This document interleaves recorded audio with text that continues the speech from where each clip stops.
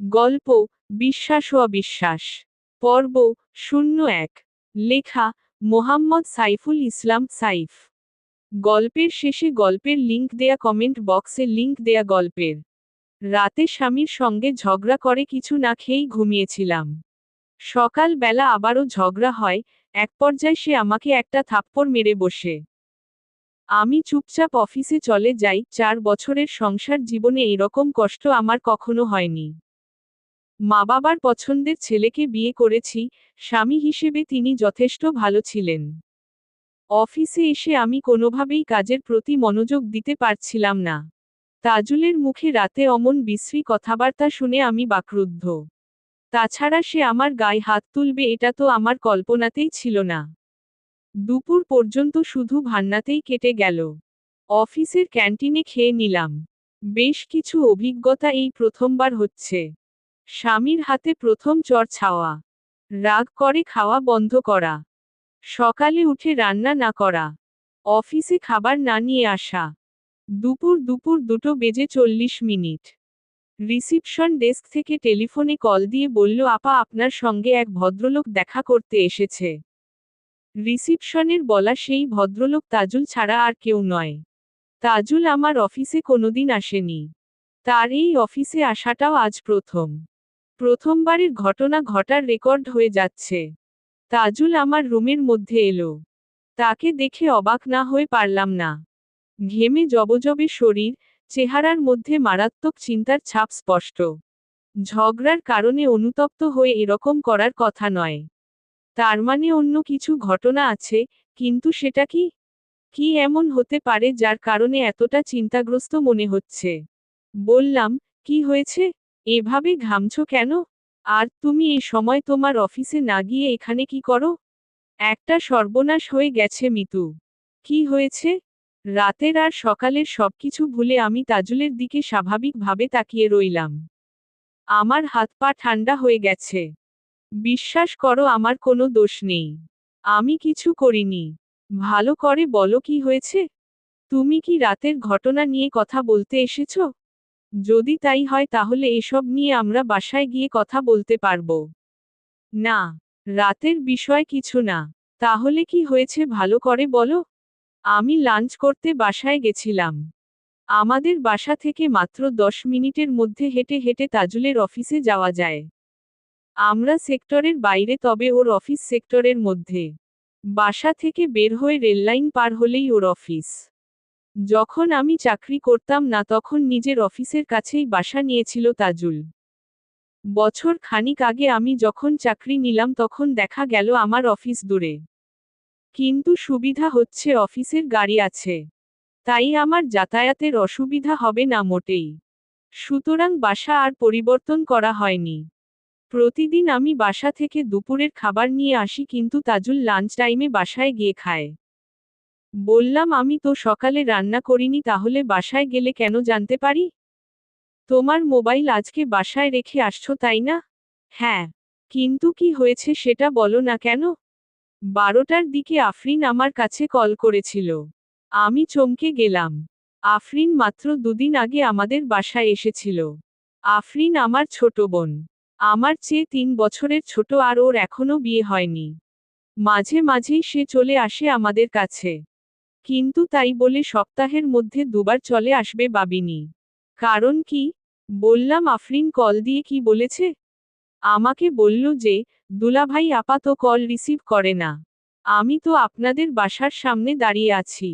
আমরা থাকি উত্তরা। আমার মা বাবা সবাই মিলে থাকে ধানমন্ডি। যেহেতু আফরিন এভাবে হুট করে কখনো আসে না, তাই সন্দেহ হচ্ছে তাজুল হয়তো কল দিয়ে ওকে আসতে বলেছে। নিশ্চয়ই আমার রাগের কথা বলে ওকে নিয়ে এসেছি ওকালতি করতে। বললাম, আফরিনকে আমাদের ঝগড়ার কথা বলতে গেলে কেন? আমি তো বলিনি কিছু। সে আমাকে হঠাৎ কল দিয়ে বলল যে সে বাসার সামনে। আমি তাকে আমার অফিসের সামনে যেতে বলি। তারপর আফরিন অফিসের সামনে গেল। আমি ওকে বাসার চাবি দিলাম। আফরিন বাসায় চলে গেল। যাবার সময় শুধু বললাম, তোমার আপার সকালে ঘুম থেকে উঠতে দেরি হয়ে গেছে, তাই সকালে রান্না হয়নি। আফরিন বলল, ঠিক আছে দুলা ভাই, আমি তাহলে বাসায় গিয়ে রান্না করে রাখব। আপনি খেতে চলে আসবেন দুপুরে। তখন আমি বললাম, সমস্যা নেই, তুমি রান্না করে খেয়ে নিও। আমি বরং আজ হোটেলে খাবো। ও বলল, তা কি করে হয় দুলাভাই? আপনার অফিস থেকে তো কাছেই। আপনি বাসায় চলে যাবেন। একটু থেমে তাজুল আবার বলল, 1:30টার দিকে আমি অফিস থেকে বের হলাম। কারণ এর আগে 3বার কল করেছে। রেললাইন পার হয়ে আমি আফরিনের নাম্বারে কল দিলাম। আফরিন কল রিসিভ করল না। রেললাইনের পাশের বাজার থেকে 2 কেজি দই কিনে বাসায় গেলাম। তুমি পরশু বলেছিলে দই কিনতে। আফরিন তখন একটা মেসেজ দিয়ে বলল, কল দিতে হবে না, আপনি চলে আসেন। বাসায় গিয়ে দেখি ফ্ল্যাটের দরজা খোলা। আমি আস্তে আস্তে ভিতরে প্রবেশ করি। আফরিনের নাম ধরে ডাকতে থাকি কিন্তু কোনো সাড়াশব্দ পাওয়া যায় না। দিনের মধ্যেও কেন জানি ভয় করতে লাগলো। এমন তো হবার কথা নয়। তারপর আমাদের রুমের মধ্যে গিয়ে দেখি তাজুল থেমে গেল, ওর চোখ মুখ ফ্যাকাশে হয়ে গেছে আরো। আমি ধৈর্য ধরতে না পেরে বললাম, আমাদের রুমের মধ্যে কি হয়েছে? আমি বলতে পারবো না, তুমি আমার সঙ্গে চলো এখনই। বাসায় গিয়ে দেখবে। ন্যাকামি করো না তো, বলো কি হয়েছে? আমাদের বিছানার উপর আফরিনের লাশ পড়ে আছে। ওর ওড়না দিয়েই ওকে ফাঁস দেওয়া হয়েছে। চোখগুলো এখনো খোলা। তাজুল কাঁপছে, আমার শরীরও তখন কাঁপা শুরু করেছে। আমি অস্পষ্ট গলায় বললাম, আফরিন এর কি হয়েছে বললা? তাজুল আমার হাতটা টেবিলের উপরে ধরেই বলল, মিতু বিশ্বাস করো আমি কিছু জানি না। আমি শুধু ওকে চাবি দিয়ে দিছিলাম। কিন্তু আমি বাসায় যাবার আগেই কেউ হয়তো আমাদের বাসায় গিয়ে ওকে খুব করেছে। আমার দম বন্ধ লাগছিল, তাড়াতাড়ি চেয়ার থেকে উঠে গেলাম। কাউকে কিছু না বলে অফিস থেকে বের হলাম। তাজুল আমার পিছনে পিছনে আসছে আর বলছে, আমি এখনো কাউকে কিছু বলিনি। বিশ্বাস করো খুব ভয় লাগছে। আমি রুমের মধ্যে কিছুক্ষণ দাঁড়িয়ে থেকে তাড়াতাড়ি দরজা বন্ধ করে সরাসরি তোমার কাছে এসেছি। একটা সিএনজি নিয়ে আমরা দুজনেই একসঙ্গে বাসায় এলাম। দারোয়ান আমাকে দেখে অবাক হয়ে বলল, ভাবি আপনাকে এমন লাগছে কেন? আর এমন সময় আপনি বাসায়? কোথাও কিছু হয়েছে নাকি? ফ্ল্যাটের মধ্যে এসে আমাদের রুমের মধ্যে দেখি সত্যি সত্যি আমার বোনটা চিরদিনের জন্য ঘুমিয়ে গেছে। না না, কেউ একজন ওকে ঘুম পাড়িয়ে দিয়েছে। তাজুল নিচ থেকে আসার সময় দারোয়ানকে বলেছিল বাড়িওয়ালাকে আমাদের বাসায় পাঠাতে। একটু পরেই সদর দরজায় বাড়িওয়ালার কণ্ঠের আওয়াজ শোনা গেল। তাজুল তাকে বেডরুমে নিয়ে এলো। আমি তখন ফ্লোরে বসে আছি। কোনো কিছু বলার মতো ভাষা আমার মুখ থেকে হারিয়ে গেছে। বাড়িওয়ালা তখন তাজুলের কাছে কি কি হয়েছে সব শুনতে শুনতে পুলিশের কাছে কল করে। ধানমন্ডিতে মা বাবার কাছে খবর দেওয়া হলো। আপন ছোটবোনের এমন লাশ দেখে একসময় আমি অজ্ঞান হয়ে গেলাম। যখন জ্ঞান ফেরে তখন আমার চারিদিকে অনেক মানুষ ঘিরে দাঁড়িয়ে আছে। সামনেই তাজুল দাঁড়িয়ে আছে কিন্তু ওর হাতে হ্যান্ডকাফ পরানো। ওসি সাহেব আমাকে জিজ্ঞেস করলেন, আপনি কি এখন ঠিক আছেন? আমি কিছু না বলে তাকিয়ে রইলাম। ওসি সাহেব আবার বললেন, আমরা ঘটনার প্রাথমিক কিছু কথাবার্তা শুনলাম। বাসার দারোয়ানের বর্ণনা আর ফ্ল্যাটের পরিস্থিতি দেখে আপাতত আপনার স্বামীকে আমরা সন্দেহ করছি। আপনার বোনের লাশ পোস্টমর্টেম করতে পাঠানো হয়েছে। আপনার স্বামীর সঙ্গে কখন দেখা হয়েছে আর সে আপনার কাছে কি কি বলছে সেগুলো একটু বলবেন? আর আপনার সন্দেহের তালিকায় আর কেউ আছে নাকি? থাকলে বলেন। আমি তাজুলের দিকে তাকিয়ে আছি। অসহায় দৃষ্টিতে তাজুল আমার দিকে তাকিয়ে রইল। আমি একটু একটু করে সব বললাম পুলিশের কাছে। তারপর পুলিশ তাজুলকে থানায় নিয়ে গেল। বাবা পুলিশের কাছে মামলা করে এলো। নিচের দিকে তাক করা তীর। নিচের দিকে তাক করা তীর। খালি কফির কাপটা হাতে নিয়ে সাজু ভাই বসে আছে। কফি খেতে খেতে মিতুর কাছ থেকে এতক্ষণ ধরে সবকিছু শুনছিলেন তিনি। গতকাল খুনের ঘটনা ঘটেছে। প্রথমে সাজু গিয়েছে থানায়। তারপর গিয়েছে তাজুলের অফিসে। সেখান থেকে মিতুর অফিসে গিয়ে তারপর এসেছে বাসায়। সাজু ভাই বললেন, সবকিছুই তো বললেন মিসেস মিতু। বাট 4 বছরের মধ্যে প্রথম ঝগড়া কেন হয়েছে সেটা তো বললেন না। মিতু বলল, সেরকম বড় কোনো বিষয় না। আরেকটা প্রশ্ন, আপনি বলেছেন আপনি অফিস ক্যান্টন থেকে দুপুরে লাঞ্চ করেছেন। কিন্তু আমি খবর নিয়ে এলাম যে আপনি লাঞ্চের সময় অফিস থেকে বের হয়েছিলেন এবং প্রায় 1.5 ঘন্টা পরে অফিসে প্রবেশ করেছেন। মিতু চুপ করে রইল।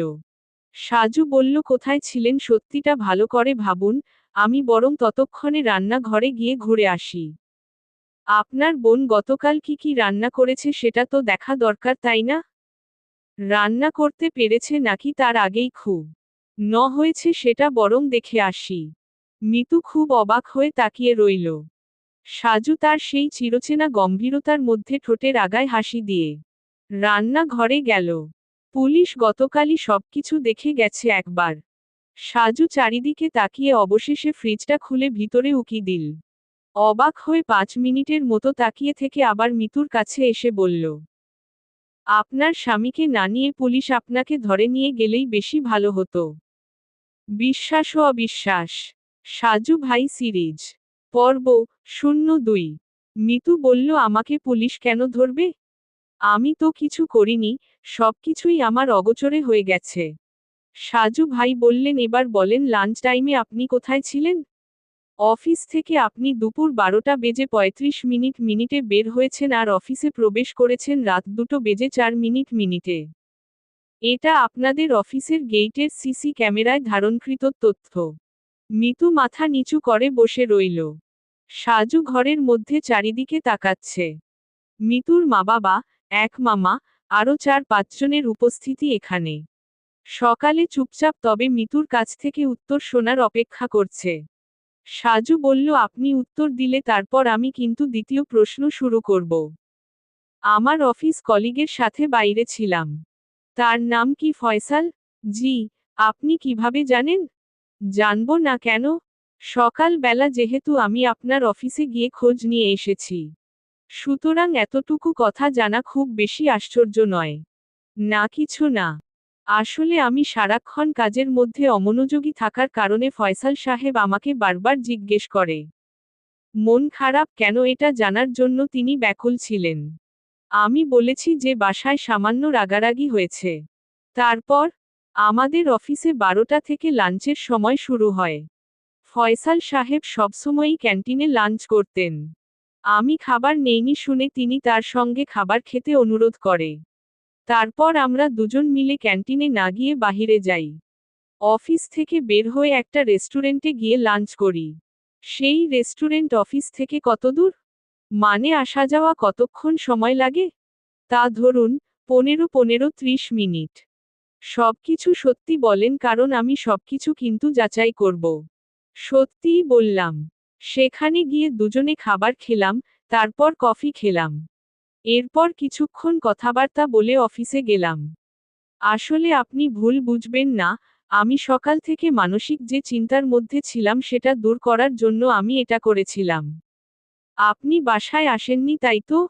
কখনোই নয়, আপনি আমাদের বাসার যিনি দারোয়ান তাকে জিজ্ঞেস করতে পারেন। নিচে গেইটে সিসি ক্যামেরা আছে সেটাও চেক করতে পারেন। আমি সকালে অফিসে যাবার পরে আর একা একা বাসায় আসিনি। তাজুল আমাকে নিয়ে আসার পর একসঙ্গে এসেছি। সাজু আর কিছু বলল না। ঝগড়ার বিষয় নিয়ে সে সরাসরি তাজুলের সঙ্গে কথা বলতে চায়। সাজু মিতুর মা বাবার কাছে গিয়ে দাঁড়িয়ে রইল। মিতুর বাবা সাজুর চোখে চোখ রেখে বলল, আমার এত সুন্দর মেয়েটাকে কেন এভাবে মেরে ফেলল বাবা? আঙ্কেল, আমি একটু আপনাদের দুজনের সঙ্গে আলাদা কথা বলতে চাই। আপনারা কি দুজন মিলে পাশের রুমে আসবেন? ঠিক আছে বাবা। এই রুমটায় শুধু একটা খাট আছে। আফরিন বা যেকোনো আত্মীয় স্বজনরা বেড়াতে এলে সম্ভবত এই রুমে থাকতেন। সাজু ভাই বললেন, আঙ্কেল, আপনার মেয়ের উপর থেকে আমার সন্দেহ দূর হচ্ছে না। মিতু ও আফরিন এই দুই বোনের সঙ্গে সম্পর্ক কেমন ছিল? খুব ভালো সম্পর্ক ছিল, ওদের তো কখনো তেমন ঝগড়া হতো না। বরং বাসায় আমি যখন পড়াশোনার কিছু বলতাম তখন আফরিন বলতো যে আপুর কাছে চলে যাব। তোমরা একটুও শান্তিতে থাকতে দাও না। মিতুর মা তখন ফুপিয়ে কেঁদে বলল, এবার ওকে চিরদিনের মতো শান্তিতে থাকতে দিল। সাজু বলল, আপনার তো শুধু দুটো মেয়ে। এদের নামে কোনো আলাদা অ্যাকাউন্ট আছে? হ্যাঁ আছে, গ্রামের বাড়িতে বাজারের মধ্যে অনেক বড় একটা জমি ছিল আমাদের। জমিটা বিক্রি করতে হয়েছিল। জমি বিক্রির পুরো টাকা আমি আমার 2 মেয়ের অ্যাকাউন্টে সমানভাবে ভাগ করে দেই। পরিমাণ কত? 30 লাখ টাকা, মিতুর 15 লাখ এবং ছোট মেয়ে আফরিনের 15 লাখ। তবে মিতুর টাকা নেই, কোনো এক এনজিও নাকি সে যেন সবগুলো টাকা সে জমা করেছিল বেশি লোভের আশায়।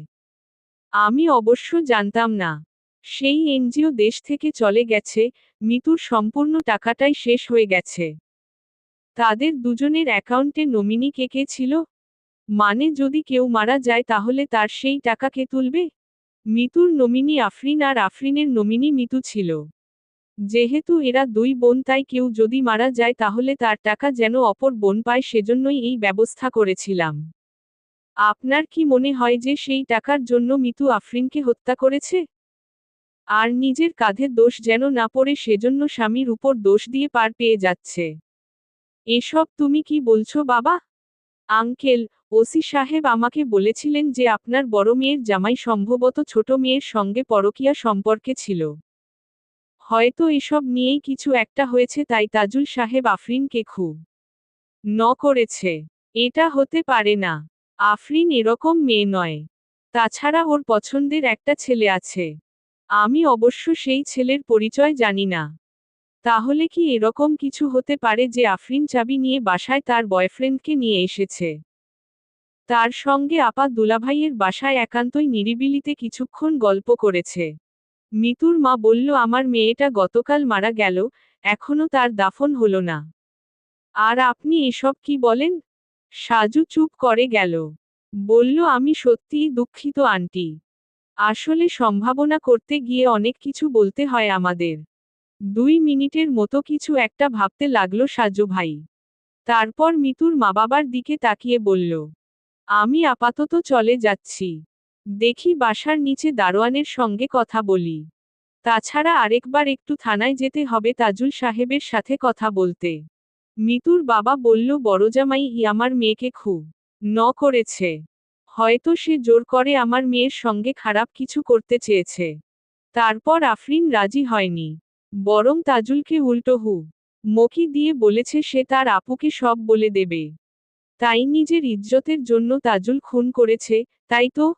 জি এটাই হবে। আপনারা ওকে রিমান্ডে নিয়ে জিজ্ঞাসাবাদ করুন দেখবেন সব স্বীকার করবে। ঠিক আছে, দেখি পুলিশ কি করে। সাজু বের হয়ে গেল। ড্রয়িং রুমে বাড়িওয়ালা বসে আছে চুপচাপ। বেচারা পড়েছে বিপদে।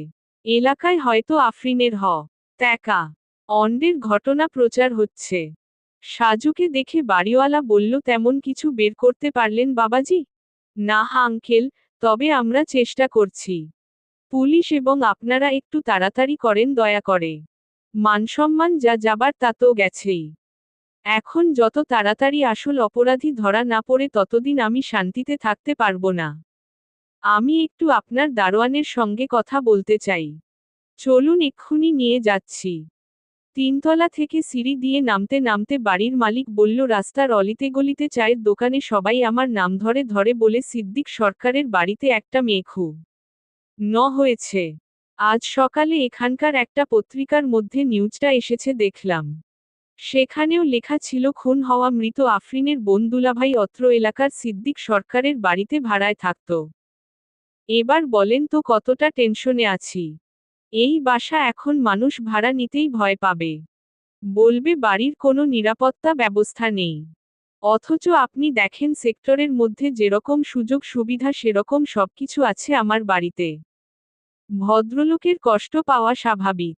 এত কিছু যখন ঘটে গেছে তখন আর কি করার। কিন্তু তিনি চান দ্রুত এই মামলা শেষ হোক। তার বাকি যেসব ভাড়াটিয়া আছে তারা নিশ্চিত হোক। না হলে যদি এরকম সকাল বিকাল পুলিশ আসে তাহলে তো সবাই বিভ্রান্ত হয়ে যাবে। দারোয়ানের বয়স 30-এর মধ্যেই। পরিশ্রম আর দারিদ্র্যের জীবনে চেহারায় বয়সের তুলনায় বেশি মনে হচ্ছে। সিদ্দিক সরকার তাকে ডাক দিতেই সে দৌড়ে এলো। সরকার বলল তিনি যা যা জিজ্ঞেস করবেন সবকিছুর ঠিক ঠিক উত্তর দিবি। কোনো কিছু গোপন করার চেষ্টা করবি না রফিক। ঠিক আছে স্যার। নিচতলা পুরোটাই ফাঁকা। গাড়ি পার্কিং করার জন্য এভাবে ফাঁকা রাখা হয়েছে। সিসি ক্যামেরা সেট করা হয়েছে গেইটের ভিতরে। লিফটের জন্য জায়গা রাখা আছে কিন্তু বাস্তবায়নাধীন। হয়তো ভবিষ্যতে লিফট লাগানো হবে। সাজু বলল, আপনি একদমই বিচলিত হবেন না রফিক ভাই। আমি শুধু নর্মাল কিছু প্রশ্ন করে চলে যাব। ভয় পাবার কোনো কারণ নেই। আপনাকে দেখে ভয় লাগে না স্যার। গতকাল পুলিশ দেখে বহুত ভয় পাইছি। তারা যখন বারবার জিজ্ঞেস করছে তখনও ভয় পাইছি। কিন্তু আপনি একটু আলাদা। তাজুল সাহেবের স্ত্রীর ছোট বোন গতকাল এই বাসার সামনে কখন আসেন? 12টার দিকে স্যার। প্রথমে গেইটের সামনে দাঁড়িয়ে ছিল। আমি বললাম যে ভিতরে আসেন। সে বলে তার কাছে চাবি নাই, আর তার আপা কল রিসিভ করে না। তারপর তারপর এখানে দাঁড়িয়ে দাঁড়িয়ে তাজুল স্যারের কাছে কল দিল। কথা শেষ করে আমাকে বলেন আমি দুলাভাইয়ের কাছ থেকে চাবি নিয়ে আসি। আপনি তো তাকে আগে থেকে চিনতেন? হ্যাঁ চিনি তো, এই বাসায় আগে অনেকবার তো আসছিল। আহারে, আজ থেকে আর আসবে না। মানুষের জীবন কিছুই না, মরলেই শেষ। তারপর কি হলো? আধা ঘন্টা পরে চাবি নিয়ে ফিরেছে। মোবাইলে কথা বলতে বলতে উপরে চলে গেছে। কিরকম কথাবার্তা সেটা কি মনে আছে? স্যার আমার মনে নাই। তবে কিছুটা কথা হয়তো সিসি ক্যামেরায় রেকর্ড আছে। আমাদের এই ক্যামেরায় ভিডিও অডিও দুটোই রেকর্ড হয়। ঠিক আছে, সেটা চেক করব। তাজুল সাহেব অফিস থেকে কখন এসেছে? আর সে আসার আগ পর্যন্ত অপরিচিত কেউ কি এসেছে? অপরিচিত কেউ আসে নাই স্যার। যারাই আসা যাওয়া করেছে সবাই এই বিল্ডিংয়ের মানুষ। সাজু আর কিছু জিজ্ঞেস করল না। সিদ্দিক সরকারের সঙ্গে সিসিটিভি ফুটেজ চেক করতে চলে গেলেন। সবকিছু দেখে নতুন কিছুই পাওয়া গেল না। শুধু আফরিনের কথা ছাড়া। আফরিন মোবাইলে কথা বলতে বলতে যখন ক্যামেরার কাছাকাছি অবস্থান করছিল তখন মোবাইলে কার কাছে যে বলছিলেন, তুমি তো জানো আমি এক কথার মানুষ। আমি বাসা থেকে আপার বাসায় চলে এসেছি। বিকেলে তোমার সঙ্গে জসিমউদ্দিন মোড়ে বিএফসিতে দেখা হবে। এমন সময় সাজুর মোবাইলে কল আসে। কল দিয়েছে সাজুর সেই পরিচিত বড় ভাই হাসান। বলেন, ভাই সাজু, আমি তো তোমাকে কথামতো পোস্টমর্টেম করা সেই ডাক্তারের কাছে কল দিছিলাম। কিন্তু তার একটা কথা শুনে আমি বেশ চিন্তা করছি। কি কথা? আফরিন তো অবিবাহিতা, তাই না? জি, তার এখনো বিয়ে হয়নি। গতকাল আফরিন মারা যাবার আগে সে সহবাস করেছে। মানে খো ন ধ খো ন নাকি স্বেচ্ছায় ন মিলন সেটা তো জানি না। তবে আমার মনে হচ্ছে আফরিনের সম্মতিতে ঘটনাটা ঘটেছে। কারণ তোমার কাছে গতকাল রাতে আফরিনের শের এবং রুমের যেসব ছবি দেখেছি, সেগুলো দেখে কিন্তু মনে হচ্ছে না যে তাকে জোর করা হয়েছে। যদি এমন হয় যে তাকে অজ্ঞান করা হয়েছে। একটা কথা বলি সাজু। বলেন ভাই। তুমি মেয়েটার দুলাভাইকে ভালো করে জিজ্ঞেস করো। সে নিশ্চয়ই কিছু লুকোচ্ছে। এছাড়া কিন্তু আর কোনো রাস্তা পাচ্ছি না। সন্দেহের তীর সবটা ওই লোকটার উপর। তোমার মতে আফরিনের বোন মিতু অপরাধী হতে পারে। কিন্তু আমি এখানে মিতুকে সন্দেহ করার কোনো পথ খুঁজে পাচ্ছি না। ঠিক আছে ভাই, তাহলে আমি থানায় গিয়ে তাজুল সাহেবের সাথে ভালো করে কথা বলি। আচ্ছা যাও, আর কাজ শেষ করে তাড়াতাড়ি বাসায় এসো। যদি কাজ শেষ না হয় তাহলে এক ফাঁকে এসে খেয়ে যাও। তোমার ভাবি তো শুধু বারবার বকা দিচ্ছে আমাকে। ঠিক আছে ভাই। আর ওই ডাক্তারের কাছ থেকে এরকম একটা খবর বের করে দেবার জন্য মেলা মেলা ধন্যবাদ আপনাকে। নিচের দিকে তাক করা তীর। নিচের দিকে তাক করা তীর। হাসান সাহেবের সাথে কথা বলার সময় সাজুর নাম্বারে দুবার আরেকটা নাম্বার দিয়ে কল এসেছে। সাজু হাসানের সঙ্গে কথা শেষ করে সেই নাম্বারে কলব্যাক করল। অপর প্রান্ত থেকে একটা ছেলে বলল, সাজু ভাই বলছেন? হ্যাঁ বলছি, কে আপনি? আফরিন খুনের মামলা নিয়ে এত জলঘোলা করার জন্য কেন এসেছেন? পুলিশ তার দুলাভাইকে গ্রেপ্তারের করেছে। সকল তদন্ত পুলিশের উপর ছেড়ে দিন না। শুধু শুধু নিজের বিপদ জমের কাছ থেকে ডেকে আনবেন না। আপনার পরিচয়? পুলিশ যাকে ধরে নিয়ে গেছে তাকে নিয়েই তাদের খেলা খেলতে দিন। আপনাকে সামান্য সাবধান করে দিলাম। সাজু বলল, আপনার কণ্ঠটা পরিচিত মনে হচ্ছে। আচ্ছা, আপনি কি মিতুর কলিগ ফয়সাল সাহেব? যার সঙ্গে সকালবেলা মিতুর অফিসে গিয়ে কথা হয়েছিল।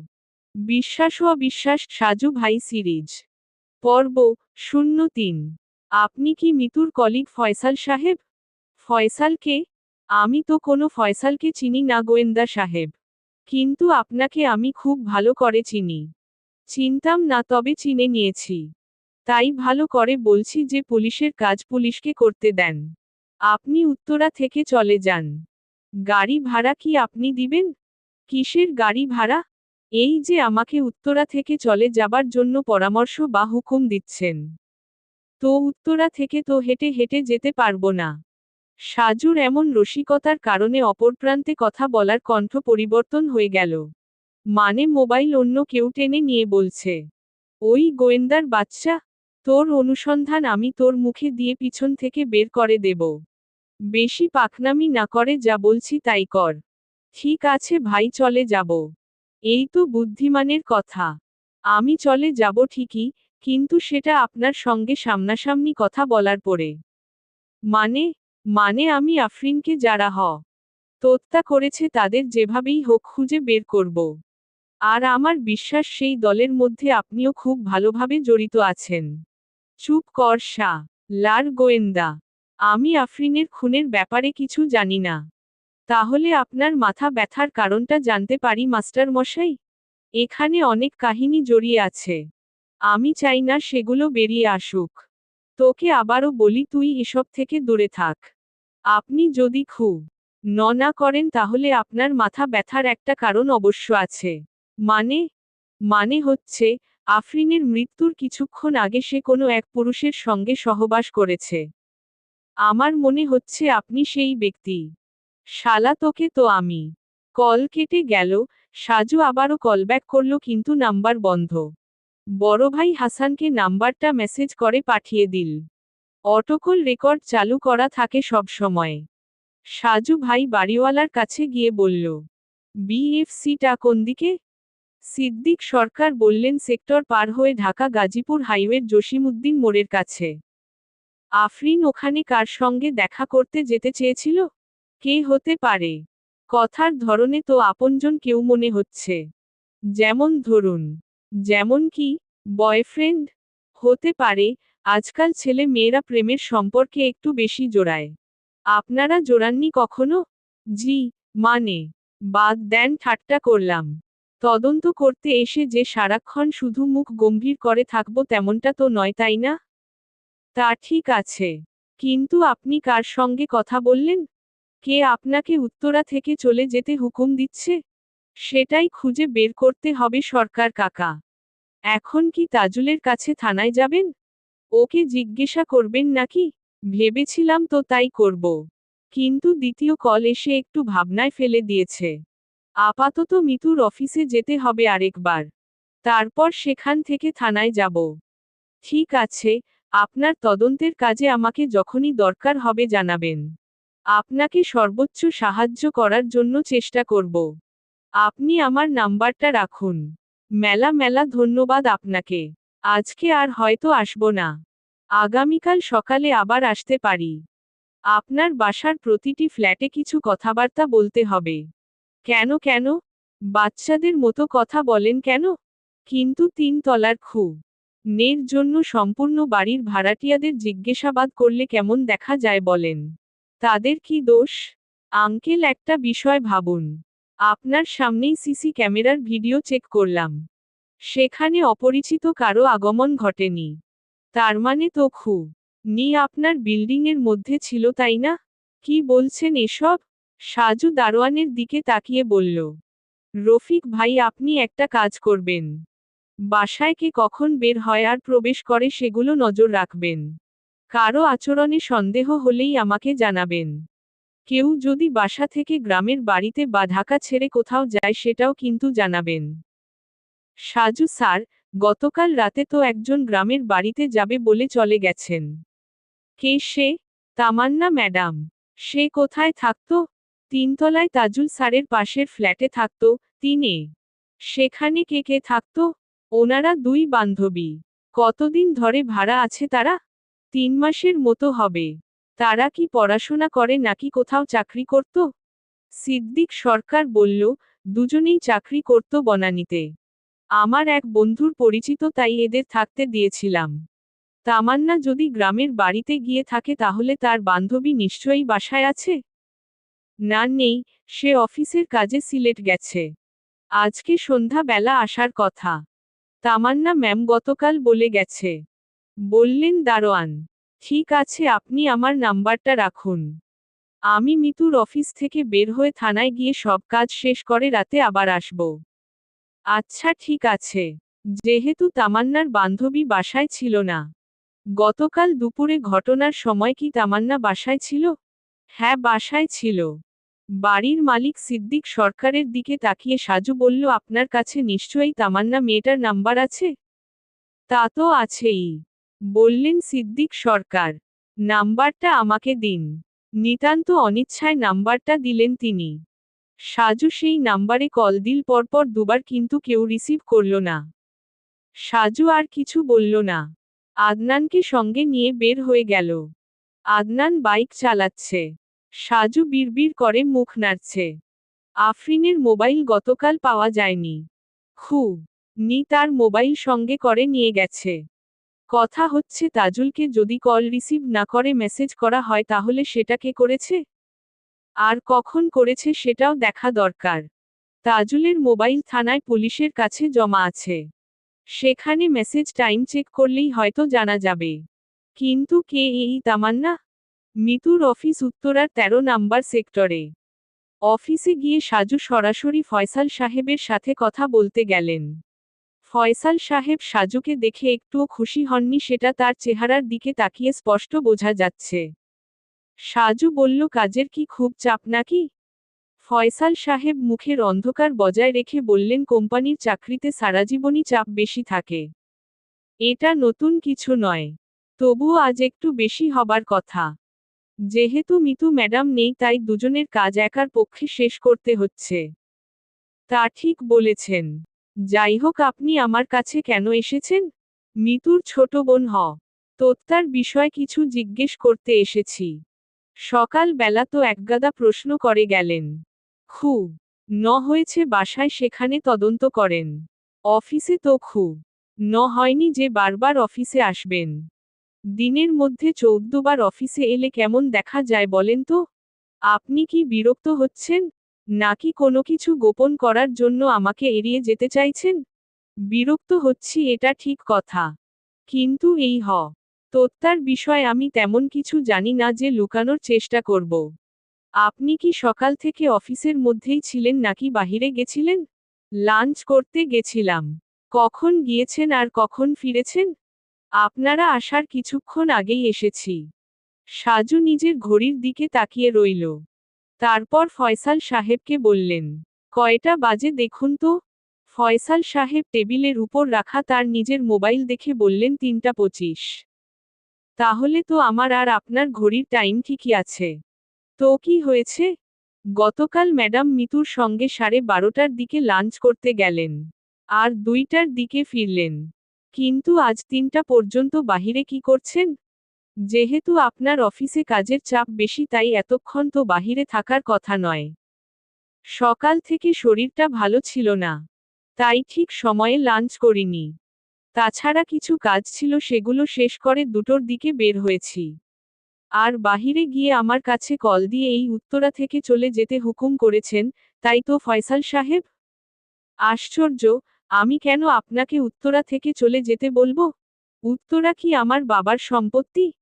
দেখুন ফয়সাল সাহেব, আমি একটা বিষয় কিন্তু বুঝতে পারছি না। আপনি শুধু শুধু রাগ কেন করছেন? আপনার তো সকাল থেকে শরীর অসুস্থ, তার উপর আবার রাগ করেন কেন? আপনি কি আমার সঙ্গে ফাজলামো করেন? ছি ছি, তা কেন করব? এসির মধ্যে বসেও আপনার কপাল নাক ঘেমে জবজবে হয়ে গেছে। মনে হচ্ছে আপনার শরীর সত্যিই ভালো নেই। একটা কথা বলি আপনাকে? অবশ্যই বলুন। মিতু ম্যাডামের বোন যখন হয়েছে তখন কিন্তু আমি অফিসেই ছিলাম। সুতরাং আমার কাছে এসে বারবার নিজের সময় নষ্ট করবেন না প্লিজ। কারণ আমি কিছু জানি না। সাজুর পকেটে মোবাইল কাঁপছে। মোবাইল বের করে দেখল বাড়িওয়ালার কাছ থেকে আনা তামান্নার সেই নাম্বারে দিয়ে কল এসেছে। সাজু সঙ্গে সঙ্গে রিসিভ করল। মেয়েটা বলল, আসসালামু আলাইকুম। ওয়া আলাইকুমুস সালাম, আমি কি তামান্নার সঙ্গে কথা বলছি? হ্যাঁ, আমি তামান্না বলছি। কিন্তু আপনি? আমাকে আপনি চিনবেন না। ঢাকায় আপনি যে বাসায় থাকেন সেই বাসার আপনার পাশের ফ্ল্যাটে গতকাল একটা মেয়ে খুব হয়েছে। আশা এই ঘটনা আপনার অজানা নয়। হ্যাঁ জানি আমি। আফরিন ও মিতু আপুর সঙ্গে আমার পরিচয় ছিল। আমি প্রায়ই তাদের বাসায় যাওয়া আসা করতাম। গতকাল আফরিন খুব হয়েছে 12:30 থেকে 2টার মধ্যে। আর দারোয়ান রফিকের কাছে শুনলাম আপনি তখন বাসায় ছিলেন। হ্যাঁ বাসায় ছিলাম, কারণ রাতে আমার গ্রামের বাড়িতে রওনা দেবার কথা ছিল। তাছাড়া আমি ছুটি নিয়েছিলাম আগের দিনই। তাহলে গতকাল আফরিন বাসায় গিয়ে আপনার সঙ্গে কি দেখা হয়েছে তার?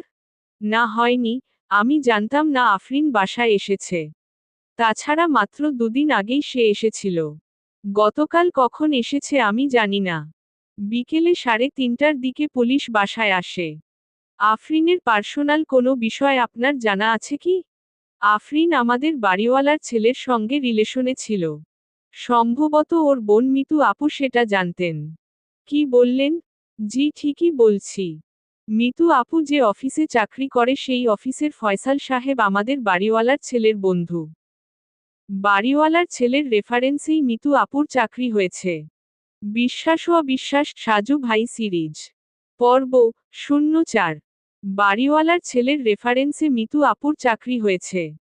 ওনার নাম সজল সরকার, তিনি তার বন্ধুকে বলে মিতু আপুর জন্য একটা চাকরি জোগাড় করে দিয়েছেন। আপনি যা যা বলছেন সবকিছু কি তাদের কাছ থেকে জেনে বলছেন? তাছাড়া আর কিভাবে জানবো বলেন?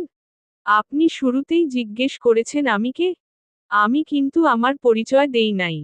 তবুও কেন সবকিছু বলে দিলেন? আপনি সাজু ভাই তাই না? হ্যাঁ, তার মানে আপনি জানতেন? জি, আপনি যখন কল করেছেন তখন আমি মোবাইলের কাছে ছিলাম না। আপনি কল করার মিনিট 5 পরে বাড়িওয়ালা আঙ্কেলও কল করেছিলেন। কি বললেন তিনি? তার কলও রিসিভ করতে পারিনি। আপনাকে কল করার আগে মাকে কল দিলাম। তিনি আমার কাছে বললেন যে আফরিন তোত্তা ঘটনায় কেউ একজন আমার নাম্বার নিয়েছে। আপনি ঢাকায় কবে আসবেন? 3 দিনের ছুটি ছিল, আজকে 2য় দিন চলছে। আগামীকাল রাতের ট্রেনে ঢাকায় রওনা দেব। আসলে আমার বাবা খুব অসুস্থ তাই বাড়ি আসা জরুরি ছিল। সজল সাহেবের সঙ্গে আফরিনের সম্পর্কটা কতটা মজবুত ছিল? যেহেতু 2 দিন আগে আফরিন এখানে এসেছিল। তখন সে সজলের বিষয় কিছু বলেছে। একটু সমস্যা ছিল, আঙ্কেলের কাছে সজল ভাই সব বলেছিল। আঙ্কেল মানতে রাজি হচ্ছিল না। আপনার সঙ্গে আমার সামনাসামনি দেখা করে কথা বলা খুব জরুরি। তাহলে পরশু কথা হবে, যদি বেঁচে থাকি। এর আগে যদি প্রয়োজন পড়ে তাহলে আমি আপনাকে কল করব। আশা করি বিরক্ত হবেন না।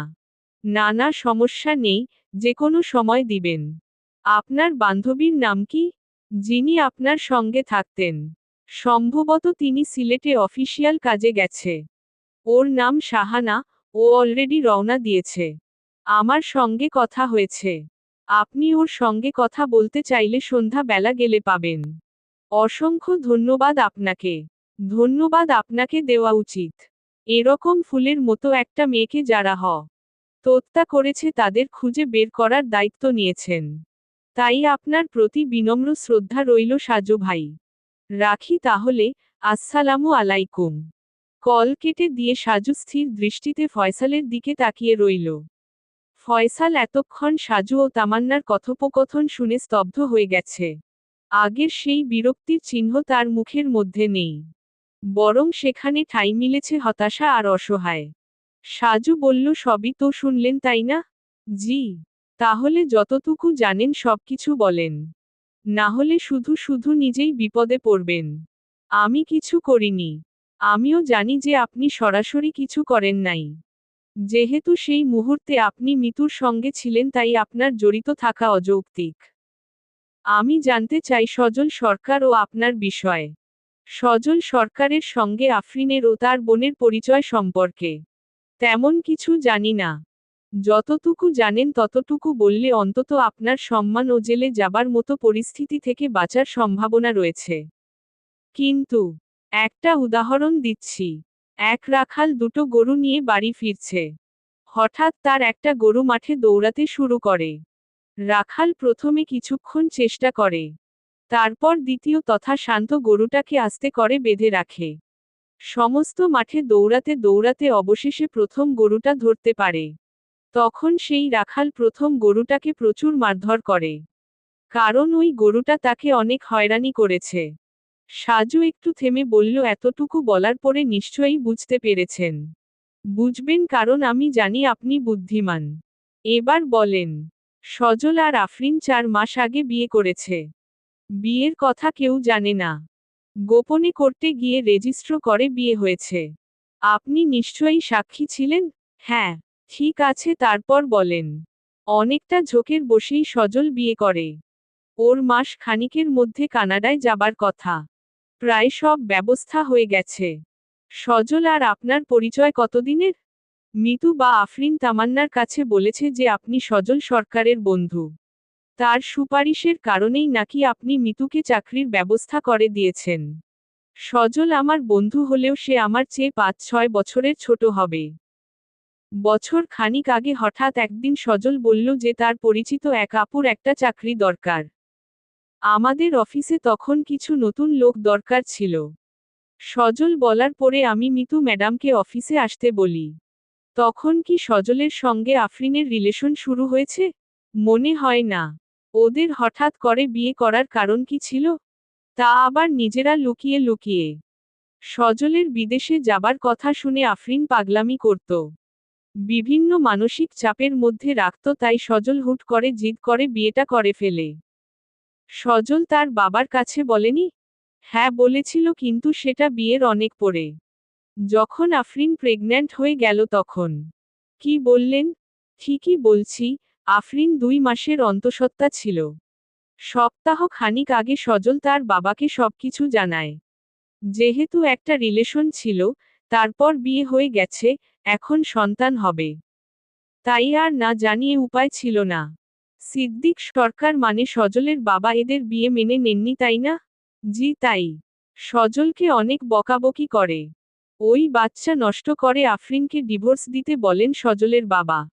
কথা না শুনলে সজলের বিদেশে যাবার সবকিছু বাতিল করবেন বলেও হুমকি দেন সিদ্দিক আঙ্কেল। সজল তখন কি করল? কানাডায় যাবার স্বপ্ন সজলের বহুদিন ধরে। তাই সে আফরিনকে বোঝাতে চেষ্টা করে। বাচ্চাটা নষ্ট করতে বলে সজল, কিন্তু আফরিন কিছুতেই রাজি হচ্ছিল না। তারপরও কি মিতু বা তার স্বামী কেউ কিছু বুঝতে পারেনি? তাজুল সাহেব পারেননি, কিন্তু মিতু ম্যাডাম বুঝতে পেরেছেন। মিতু কিছু বলে নাই? সেটা আমি জানি না। আফরিন যখনই বোনের বাসায় বেড়াতে আসে তখন দিনের বেলা তাজুল সাহেব ও মিতু ম্যাডাম অফিসে এলেই সজল তাদের বাসায় যেত। দুপুরে তাজুল সাহেব বাসায় যাবার সময় হয়ে গেলে সেই সময় সজল বাসা থেকে বের হয়ে যেত। এবার কিছুটা বুঝতে পারছি। কি বুঝতে পেরেছেন? পোস্টমর্টেম করতে গিয়ে সেই ডাক্তার সাহেব বলেছেন যে মৃত্যুর কিছুক্ষণ আগে মিতু কারো সঙ্গে মিলনে লিপ্ত হয়েছে। আমার মনের মধ্যে তখন কিছুটা অস্বস্তি হচ্ছিল। যেহেতু আপনি বলছেন যে তারা বিয়ে করেছে, সেহেতু আমার সেই অস্বস্তি নেই। পোস্টমর্টেম রিপোর্ট এলে তখন দেখবেন ওর অন্তঃসত্ত্বার কথাও বের হয়ে আসবে। এবার গতকালের ঘটনা বলেন। কেন সজল সরকার তার স্ত্রী ও তার গর্ভের সন্তানকে পৃথিবী থেকে বিদায় করে দিল? সজল আফরিনকে করেনি। এটা কি আমাকে বিশ্বাস করতে হবে? সেটা আপনার ব্যক্তিগত ব্যাপার, তবে আমি যা জানি তাই বললাম। গতকাল রাতে আমি সজলকে ভালো করে জিজ্ঞেস করলাম। সে আমার হাত ধরে কেঁদে কেঁদে বলল যে নটা সে করে নাই। আফরিনের সঙ্গে মিলন শেষ করে সে বের হয়ে আসে কারণ তাজুল সাহেব আসার কথা ছিল। তাহলে কি হতে পারে নি? আপনার মনের কথা জানতে চাই। আমি জানি না। তখন যে নাম্বার দিয়ে কল করে আমাকে উত্তরা থেকে চলে যেতে বলেছেন সেটা কার নাম্বার? আমি খুবই লজ্জিত ভাই, আসলে সজল শুধু বারবার অনুরোধ করেছিল, তাই বাধ্য হয়ে আমি আপনাকে এসব বলে ফেলেছি। সজল যদি খুন না করে থাকে তাহলে আমার তদন্তের মধ্যে বাধা দিচ্ছে কেন? আসলে যা কিছু হোক আফরিন তো আর ফিরে আসবে না। তাছাড়া সজলের কেন জানি মনে হচ্ছে ওর বাবা কিছু একটা করেছে। মানে সিদ্দিক সরকার? জি। ২-৩ দিন আগে যখন আফরিন এসেছিল তখন সজলেকে তাজুল সাহেবের বাসা থেকে বের হতে দেখেন তিনি। এর আগে সজল সবকিছু আঙ্কেলের কাছে বললেও আঙ্কেল সেসব কিছুই তাজুল বা মিতু ম্যাডামকে বলে নাই। কেন? কারণ তারা যদি জানতো তাহলে যদি আইনের আশ্রয় গ্রহণ করে, তখন আঙ্কেল কিছু করতে পারবে না। সেজন্যই নিজের ছেলেকে দিয়ে সব শেষ করতে চেয়েছিলেন। আপনি বলেছিলেন আপনি নাকি কিছুই জানেন না ফয়সাল সাহেব। অথচ দেখুন, মামলার রহস্য সবটাই আপনার জানা। সজলের উঠতে বসতে সকল ঘটনাবলী আমার জানা। সজল সব আমাকে বলে, আমি তারপর মাঝে মাঝে বুদ্ধি দিতাম। গতকাল ন করার বুদ্ধিটাও কি আপনার? আমি যদি সেটা বলতাম তাহলে আপনার কাছে এসবের কিছুই বলতাম না। আজ তাহলে এই পর্যন্তই থাক। সত্য মিথ্যা কতটা তফাৎ সেটা আগে যাচাই করে আসি। আপনার সঙ্গে অনেক কথা হবে। একটা অনুরোধ করি, আমি আপনাকে সবটা বলার চেষ্টা করেছি। আশা করি আমার হয়রানির বিষয়টা আপনি দেখবেন। চেষ্টা করব।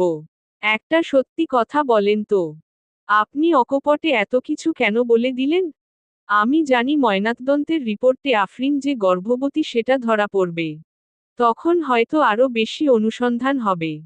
সেই সূত্রে আফরিনের সঙ্গে সজলের বিয়ের ব্যাপার বের হবে। যেহেতু বিয়ের কিছু কাগজপত্র আফরিনের কাছে ছিল, তাই ওর বাসায় খুঁজতে গিয়ে সেগুলো পাবেন আপনারা। তখন সেখানে সাক্ষী হিসাবে আমাকে পাবেন। ভবিষ্যৎ বিপদের কথা চিন্তা করে আমি সবকিছু আগে থেকে বলে দিলাম। শুধু নের বিষয়টা ছাড়া, সেই বিষয় আমি জানি না। আচ্ছা ঠিক আছে। আপনি কি আমার সঙ্গে সজল সরকারের দেখা করাতে পারবেন? আমি একটু তার সঙ্গে দেখা করতে চাই। সে রাজি হবে কিনা জানি না, তবে চেষ্টা করব। অফিস থেকে বের হয়ে আদনানকে সঙ্গে নিয়ে সাজু ভাই একটা রেস্টুরেন্টে গেল। এখনো দুপুরের খাবার খাওয়া হয়নি। রেস্টুরেন্টে গিয়ে দুজনেই আগে খাওয়া দাওয়া করে নিল। খাবার শেষ করে বাইক নিয়ে চলে গেল রাজলক্ষ্মীর কফি সিসিয়াসে। 1 কাপ ঠান্ডা কফি খেয়ে বের হয়ে থানার উদ্দেশ্যে চলে গেল। তাজুল সাহেব মনমরা হয়ে বসেছিলেন। সাজুকে দেখে চোখ তুলে তাকিয়ে রইল কিছুক্ষণ। সাজু বলল, আপনার সঙ্গে কিছু কথা বলতে এসেছি। বুঝতে পারছি, বলেন। পরশু রাতে আপনার স্ত্রীর সঙ্গে আপনার নাকি অনেক ঝগড়া হয়েছে। তারপর গতকাল সকালে উঠে আবারও ঝগড়া হয়। আপনি আপনার স্ত্রীর গালে পোপোর রেন। কিন্তু কেন? এসব আপনাকে কে বলেছে? মিতু, আপনার স্ত্রী বলেছে। আপনি তার সঙ্গে খুবই খারাপ ব্যবহার করেন, কিন্তু কেন? ঝগড়ার মূল কেন্দ্রবিন্দু কি? তাজুল সাহেব চুপ করে রইল। সাজু কিছুটা সময় দিয়ে আবার বলল, প্লিজ হেল্প মি। বলেন আপনাদের মধ্যে কি হয়েছে সেদিন? আফরিন, মিতুর বোন। ভালো করে বলেন। বাড়িওয়ালার ছেলে সজলের সঙ্গে আফরিনের রিলেশন ছিল আমি জানতাম না। সেদিন মানে পরশু আমি অফিস থেকে ফেরার পরে সিদ্দিক আঙ্কেল আমাকে ডেকে নিয়ে ছাদে যায়। তারপর তিনি বলেন যে তার ছেলের সঙ্গে আফরিনের সম্পর্ক চলছে। কিন্তু তিনি চান না যে এদের এই সম্পর্কটা পরিপূর্ণতা পাক। তারপর তিনি আরও জানান যে আফরিন নাকি গর্ভবতী। এরপর আঙ্কেল আমাকে অনেক অপমানের কথা বলে। যেমন, আমি নাকি নিজের স্ত্রীর বোনকে সম্পদের লোভে তার ছেলের পিছনে লাগিয়ে দিয়েছি, কদিন পর সজল বিদেশে যাবে তাই ভবিষ্যতের কথা চিন্তা করে নাকি সবকিছু আমিই করছি। এসব অপবাদ নিয়ে বাসায় আসি, তারপর মিতুর কাছে সবকিছু বলি। মিতু উল্টো আমার সঙ্গে রাগ করে। তখন কথার মধ্যে কথা চলে আসে। আপনি এবং আপনার স্ত্রী গতকাল থেকে এখন পর্যন্ত এসব কাউকে বলেননি কেন? আফরিন বিয়ের আগেই সজলের সন্তানের মা হতে চলেছিল। এই কথা একটা মানুষের নামে বলতে মুখে বাধছিল। বেঁচে থাকতে ভুল করে গেছে কিন্তু মৃত্যুর পর তার কুৎসিত ঘটনা কেউ জানুক এটা চাইনি। তাই বলে নিজে জেলের ভেতর এসে বসে থাকবেন? আর ওদিকে আসল অপরাধী জেলের বাইরে বসে বাবুগিরি করবে। আঙ্কেল খুন করতে পারে না। সিদ্দিক আঙ্কেল ও তার স্ত্রী গত বছর হজ্জ করে এসেছে। একজন মানুষ হজ্জ করে এসে এত বড় অপরাধ করবে না, তাই না সাজু ভাই? তাই যদি হতো তাহলে তিনি ছেলে আর ছেলের স্ত্রীকে মেনে না নিয়ে পেটের বাচ্চা নষ্ট করার কথা কিভাবে বলে? কে কার স্ত্রী? সজল ও আফরিন বিয়ে করেছিল। কে বলেছে আপনাকে? ফয়সাল সাহেব বলেছেন। তিনি ওদের বিয়ের সাক্ষী ছিল। তাজুল সাহেব কিছু একটা বলতে গেল, তার আগেই সাজুর মোবাইলে কল এলো। হ্যালো সাজু স্যার, আমি রফিক, সরকার বাড়ির দারোয়ান রফিক আমি। হ্যাঁ রফিক ভাই বলেন। চিনতে পেরেছি। স্যার দুপুরে তো আপনাকে একটা কথা বলতে পারি নাই। আসলে সাহেবের জন্য সাহস করে উঠতে পারিনি। কি কথা? গতকাল তাজুল স্যার বাসায় আসার কিছুক্ষণ আগে আমি ছাদে গেছিলাম। আমাদের সিদ্দিক স্যার দুটো ফুলের টব এনেছিল, সেগুলো ছাদে রেখে এসেছিলাম। আচ্ছা তারপর? ফুলের টব রেখে নিচে নামার সময় আমি যখন চতুর্থ তলা থেকে তৃতীয় তলায় নামছি তখন দেখি সিদ্দিক স্যার তাজুল স্যারের ফ্ল্যাটের দরজার সামনে দাঁড়িয়ে আছে। আচ্ছা আচ্ছা তারপর? স্যার খুব টেনশনে ছিল, চোখে মুখে ভয়ের একটা ছাপ স্পষ্ট ছিল। আমাকে দেখেই আমতা আমতা করে নিচে নেমে গেল। তখন দরজা খোলা ছিল নাকি বন্ধ? তা তো জানি না স্যার। ঠিক আছে, এটুকু বলার জন্য ধন্যবাদ। স্যার আরেকটা কথা। হ্যাঁ বলেন। আপনারা চলে যাবার পরে মানে এই 15-20 মিনিট আগে স্যার আমাকে ডাক দিয়ে ছাদে নিয়ে গেল। তারপর আমাকে বলে আমি তাকে ফ্ল্যাটের দরজার সামনে দেখেছি, সেটা যেন আপনার কাছে বা পুলিশের কাছে না বলি। আর সেজন্য তিনি বেশ কিছু টাকা দিবেন বলছেন। সাজু এবার সকল সন্দেহের দৃষ্টি বাড়িওয়ালা সিদ্দিক সরকারের দিকে গেল।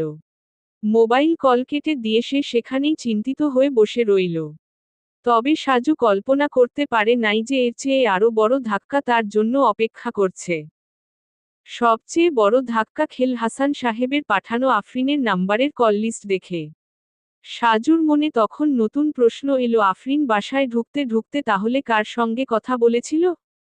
কার সঙ্গে বিএফসিতে দেখা করতে চেয়েছিল? বিশ্বাস ও অবিশ্বাস সাজু ভাই সিরিজ পর্ব 05। তুমি তো জানো আমি এক কথার মানুষ। আমি কিছুক্ষণ আগে আপুর বাসায় এসেছি। বিকেলে তোমার সঙ্গে জসিমউদ্দিন মোড়ে বিএফসিতে দেখা হবে। আফরিন যখন তার মোবাইলে এই কথা বলতে বলতে বাসায় প্রবেশ করে তখন সে সজলের নাম্বারে কথা বলেনি। যদিও আফরিনের মোবাইল পাওয়া যায়নি, কিন্তু তার নাম্বারটা সকালে হাসান সাহেবের কাছে দিয়েছিল সাজু ভাই। ফয়সালের কাছ থেকে সজল সরকারের পার্সোনাল নাম্বার সাজু নিয়ে এসেছিল। ভিডিও ফুটেজ সাজু আফরিনকে যেই সময়ে কথা বলতে দেখেছে, সেই সময়ে সজলের ওই পার্সোনাল নাম্বারে আফরিন কথা বলেনি। নতুন একটা নাম্বারে সে কথা বলেছে, যেই নাম্বারে লাস্ট 7 দিনে মাত্র 2বার কল করেছে আফরিন। আর সেই নাম্বার থেকে 7 দিনে কোনো কল আসেনি। শুধু 3 দিন আগে মাত্র একটা মেসেজ এসেছিল, প্রযুক্তির বদৌলতে সেই মেসেজ বের করে দিয়েছে হাসান আলী। মেসেজটা হচ্ছে, ফ্রি হয়ে কল দিস, আমার মনে হয় ওদের সঙ্গে তোর সামনাসামনি কথা বলে ঝামেলাটা মিটিয়ে নেওয়া উচিত। তাজুলের সঙ্গে কিছু না বলে সাজু বাহিরে আসে। যেই ওসি সাহেব আফরিন হত্যার বিষয় তদন্ত করছেন তিনি থানায় নেই। ঘণ্টা খানিক আগে বের হয়ে কোথায় গিয়েছে কেউ জানে না। সাজু ভাই নতুন সেই নাম্বারে কল দিলেন, কেউ রিসিভ করল না। সাজু বিড়বিড় করে ভাবতে লাগল, কিসের ঝামেলা ছিল আফরিনের? সেই ঝামেলা শেষ করার জন্যই কি আফরিন বিএফসিতে দেখা করতে চেয়েছিল? কিন্তু কার সঙ্গে? কে হতে পারে সেই ব্যক্তি? নারী না পুরুষ? এসব বিষয় তাজুলের জানার কথা নয়। নিশ্চয়ই সজল সরকার কিছু না কিছু জানেন। হাজবেন্ড হিসাবে আফরিন তার সঙ্গে নিশ্চয়ই বলেছে। তাই সজলের সঙ্গে দেখা করাটা জরুরি হয়ে গেল। কিন্তু সজল তো কথা বলতে রাজি হচ্ছে না। নিজ থেকে যে মানুষ লুকিয়ে বেড়ায় তাকে খুঁজে বের করা কষ্টকর। ওসি সাহেব থানায় এসেছে। তার পিছনে পিছনে সিদ্দিক সরকার। সাজুকে দেখে সরকার যেন খানিকটা বিব্রত হয়ে গেল। তবুও চেহারার রূপ বজায় রেখে দাঁড়িয়ে রইলেন। আরে সাজু সাহেব যে, কখন এসেছেন? হাসি হাসি মুখে কথাটা জিজ্ঞেস করেন ওসি সাহেব। আধা ঘন্টার মতো হবে, তাজুল সাহেবের সঙ্গে কথা বললাম। তা হঠাৎ সরকার সাহেবকে নিয়ে এলেন যে? তিনি তাজুলের সঙ্গে দেখা করতে এসেছে। ওহ আচ্ছা। খানিকটা চুপ করে থেকে সাজু বলল, তাকেও কি টাকার লোভ দেখাতে এসেছেন নাকি সরকার সাহেব? মানে? থতমত খেয়ে উত্তর দিল সিদ্দিক সরকার। আপনার বাসার দারোয়ান রফিক আপনাকে তাজুলের ফ্ল্যাটের সামনে দেখল। আপনি সে কথা গোপন করার জন্য তাকে নিষেধ করেছেন কেন? তাকে টাকার লোভ দিয়েছেন কেন? আপনি কিছু লুকাতে চাইছেন। ভালো মানুষ সেজে সবার অগোচরে কঠিন কোনো খেলা শুরু করেছেন। আপনাকে এসব কে বলেছে? আমি থানা থেকে সরাসরি আপনার কাছেই কথা বলতে যেতাম। কিন্তু ওসি সাহেবের সামনেই যখন দেখা হয়ে গেল সেহেতু এখানেই বলি সবকিছু। কি কথা সাজু সাহেব? চিন্তিত হয়ে ওসির প্রশ্ন। সাজু নিজের মোবাইল বের করে কিছুক্ষণ আগে রফিকের সঙ্গে বলা কথোপকথনের রেকর্ড চালু করে দিলেন। রেকর্ড চলছিল আর সিদ্দিক সরকার দরদর করে ঘামছিল। সবটুকু শুনে ওসি সাহেবও তাকিয়ে রইল সরকারের দিকে। সরকার সাহেব এতটা আশা করে নাই। এমনটা হবে জানলে তিনি কখনো থানায় আসতেন না। রফিক এভাবে সবকিছু বলে দিবে তিনি বুঝতে পারেননি। সামান্য সন্দেহ থেকে বাঁচার জন্য শুধু নিষেধ করেছে রফিককে। ওসি সাহেব বললেন, কাহিনী কি সিদ্দিক ভাই? কোনো কাহিনী নাই। আর রফিক মিথ্যা কথা বলেছে, আমি তাকে এসব কিছু বলিনি। কোনো টাকার লোভ দেখাইনি। সাজু দেয়ালের দিকে মুখ রেখে বলল, তাজুল সাহেবের কাছে শুনলাম আপনি নাকি গত বছর হজ্জ করে এসেছেন। তা এত সহজে গোড়গোড় করে মিথ্যা বলতে বুক কাঁপে না? সিদ্দিক সরকার কিছু বলল না। সাজু প্রসঙ্গ পরিবর্তন করে বলল, আপনার ছেলে এখন কোথায়? আমি জানি না, সকাল থেকে তার সঙ্গে আমার আর দেখা হয়নি। দেখা হয়নি নাকি আপনি নিজেই তাকে লুকিয়ে থাকার জন্য পরামর্শ দিয়েছেন? আমি কেন লুকিয়ে থাকার পরামর্শ দেব?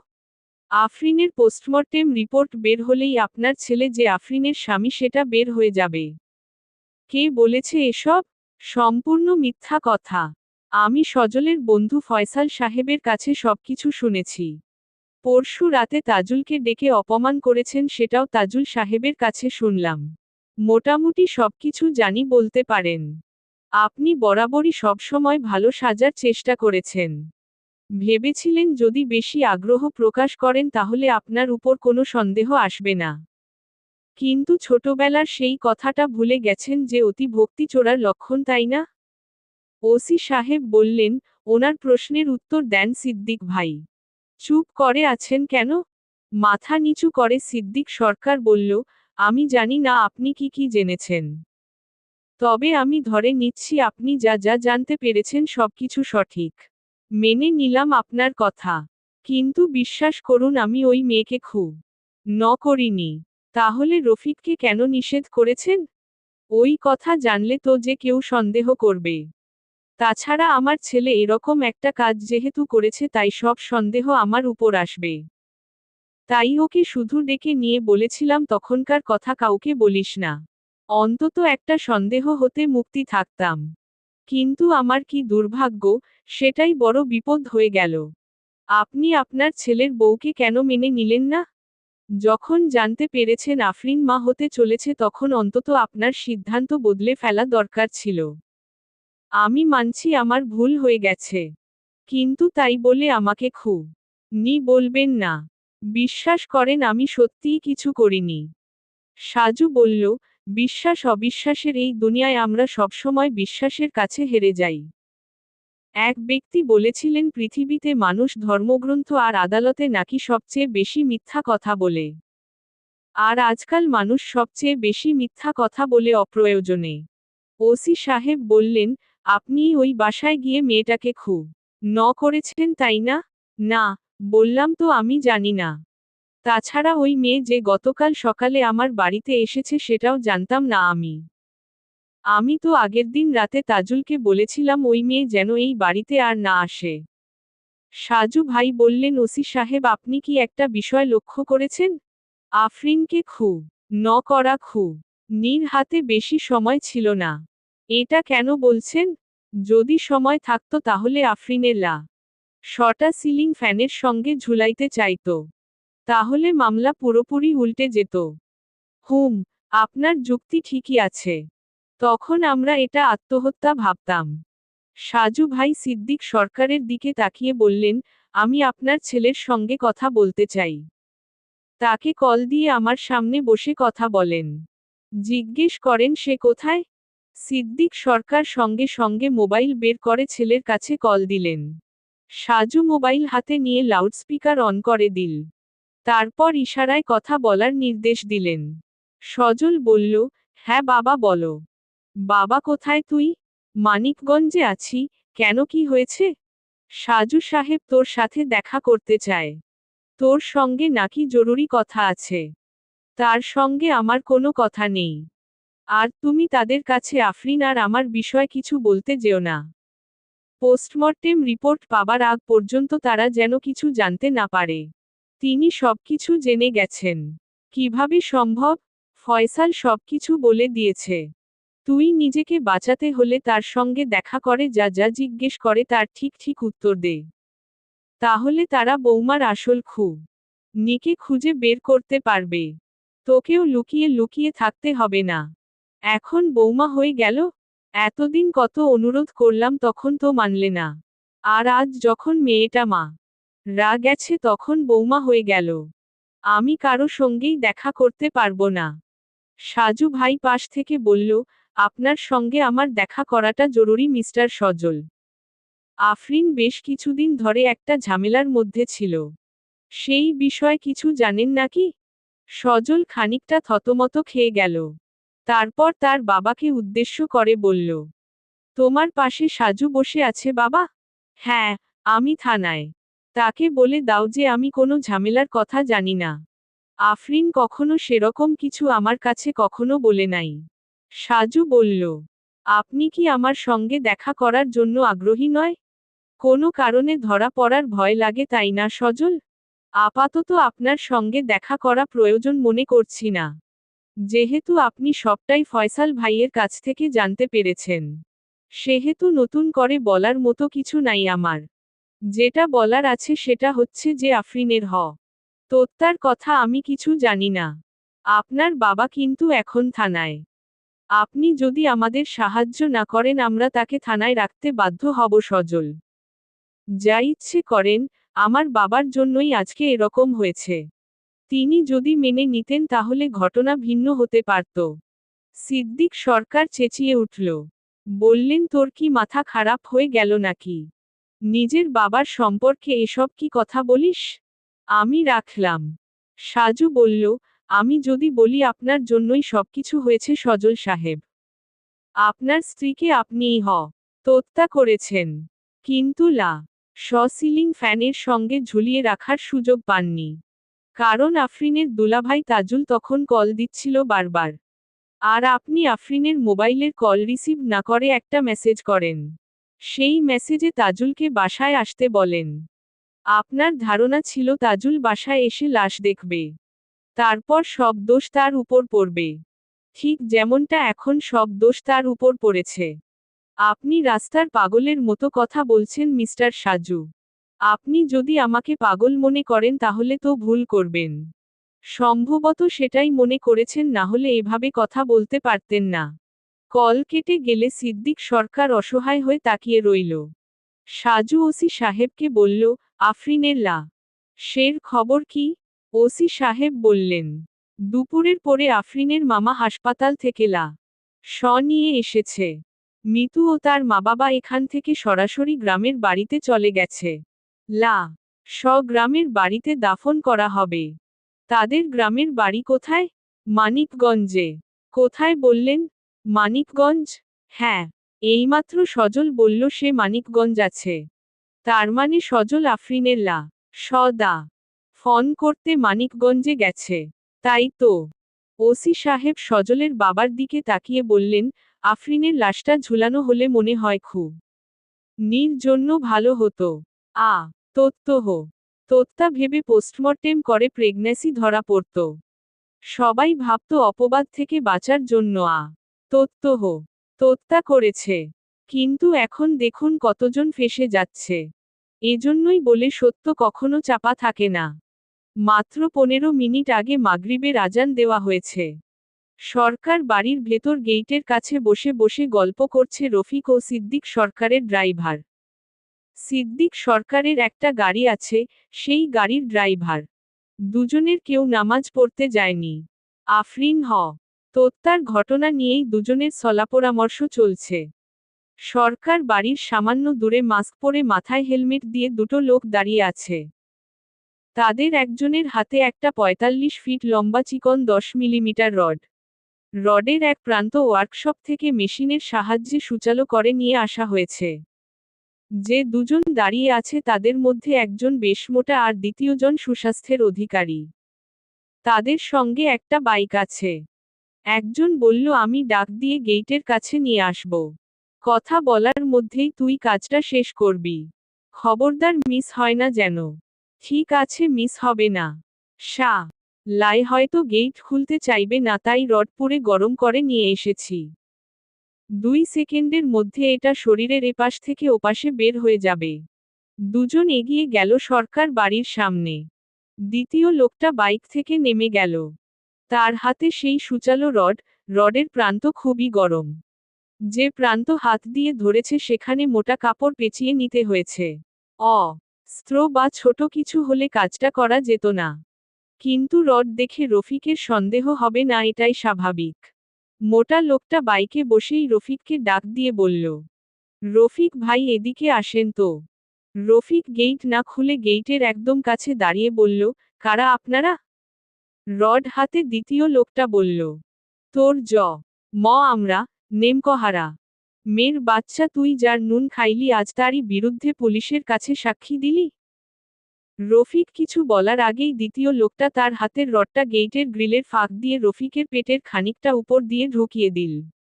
গরম ওয়ার্কশপ থেকে এক প্রান্ত সূচালো করে আনার কারণে সেকেন্ডে মধ্যে কাজ হয়ে গেল। শালা, এবার কবরে গিয়ে সাক্ষী দিস। ভাগ্য ভালো যে যা যা দেখছে সবকিছু বলে নাই। যদি বাসার ভিতরে যা দেখেছে তাও বলে দিত তাহলে তো সব শেষ হয়ে যেত। রফিকের মর্মান্তিক চিৎকার আশেপাশের মানুষের কানে পৌঁছে গেল। ২ অজ্ঞাত লাকারি বাইক নিয়ে মুহূর্তের মধ্যে উধাও হয়ে গেল। মানিকগঞ্জের গ্রামের বাড়িতে আফরিনের নিয়ে আসতে প্রায় সন্ধ্যা হয়ে যায়। মাগরিবের খানিকটা আগে তার জানাজা অনুষ্ঠিত হয়। আফরিনের মেজ মামা নিজেই এক মসজিদের ইমাম। জানাজা তিনিই পড়াবেন। শেষ মুহূর্তে সামনে রেখে যখন আফরিনের মামা বললেন, আমার বোনের মেয়ের প্রতি কারো কোনো দাবি থাকলে সেগুলো মাফ করে দিবেন। যদি কোনো দেনাপাওনা থাকে তাহলে আমাদের সঙ্গে তারা যোগাযোগ করবেন। সবাই আমার বোনের মেয়ের জন্য দোয়া করবেন। সেই মুহূর্তে ১২-১৩ বছরের একটা ছেলে মামার কাছে এসে ছোট্ট একটা কাগজ দিল। আফরিনের মামা সেই কাগজ খুলে দেখেন সেখানে লেখা আছে, এই মেয়েটা একটা বিশ্বাসঘাতক। আল্লাহ যেন ওকে কোনোদিনই ক্ষমা না করে। তার মৃত্যুর কারণ ছিল বিশ্বাসঘাতকতা করা। বিশ্বাস ও অবিশ্বাস সাজু ভাই সিরিজ পর্ব ০৬। আফরিনের দাফন হয়ে গেল। সেই ছোট্ট ছেলেটার দেওয়া কাগজটির কথা পরিবারের কিছু ব্যক্তি ছাড়া আর কেউ জানে না। রাত ১০টার দিকে মিতু সাজুর কাছে কল দিয়ে কাগজের কথা বলে আফরিনের উপর শোধ নিতে গিয়ে কেউ হয়তো তাকে করেছে। সিদ্দিক সরকারকে থানা থেকে আর বের হতে দেননি। উপরমহল থেকে আদেশ দেওয়ার জন্য তাকে থানাতেই আটকে রাখা হয়। সাজু যখন রফিকের বলা কথাগুলো সিদ্দিক সরকারের কাছে বলেছে, তারপর থেকে সিদ্দিক সরকার সাজু ও ওসি সাহেবের সামনেই ছিল। এর মধ্যে সে শুধু তার ছেলে সজলের সঙ্গে কথা বলেছে, তাও যতটুকু কথা হয়েছে ততটুকুর মধ্যে রফিকের বিষয় কোনো কথা হয়নি। মাগরিবের কিছুক্ষণ আগে সাজু যখন থানা থেকে বের হয়ে আসে তখন সিদ্দিক সরকার হাজতে। তার মোবাইল, মানিব্যাগ যাবতীয় সবকিছু পুলিশ জমা নিয়ে রেখেছে। সুতরাং বাহিরের কেউ রফিক যে সাজুর কাছে সরকার সাহেবের কথা বলেছে সেটা জানল কিভাবে? রফিক এখনো বেঁচে আছে, তবে ডাক্তার সাহেব বলেছেন অবস্থা খুবই খারাপ। সচরাচর এরকম আহত হলে বেঁচে থাকার কোনো সম্ভাবনা আর থাকে না। রড পুড়ে গরম করা ছিল, তাই আঘাত মারাত্মক রূপ ধারণ করে। ডিবি অফিসার হাসান আলী নিজেও এসেছেন হাসপাতালে। সে এসেছে সাজুর রাগারাগির জন্য। সাজু তাকে বলল, ভাই রফিকের কাছ থেকে অনেক কিছু জানতে হবে। ওর সঙ্গে কথা বলতে হবে। ডাক্তারকে একটু বলেন না যদি কথা বলার ব্যবস্থা করতে পারে। সেটা তো সম্ভব না সাজু। রফিকের অবস্থা খুব খারাপ, এমত অবস্থায় সে কিভাবে কথার জবাব দেবে বলো তো? ভাই ড্রিভারের কথা অনুযায়ী ক্রো মনকারী দুজনেই যাবার সময় বারবার নেম কহা রাম বলে গালি দিয়েছে। কিন্তু আমার মনে হচ্ছে এটা ওদের একটা পরিকল্পনা। কিরকম? দেখুন, প্রথমত আমরা সিদ্দিক সরকারকে বাইরে কারো সঙ্গে যোগাযোগ করতে দেইনি।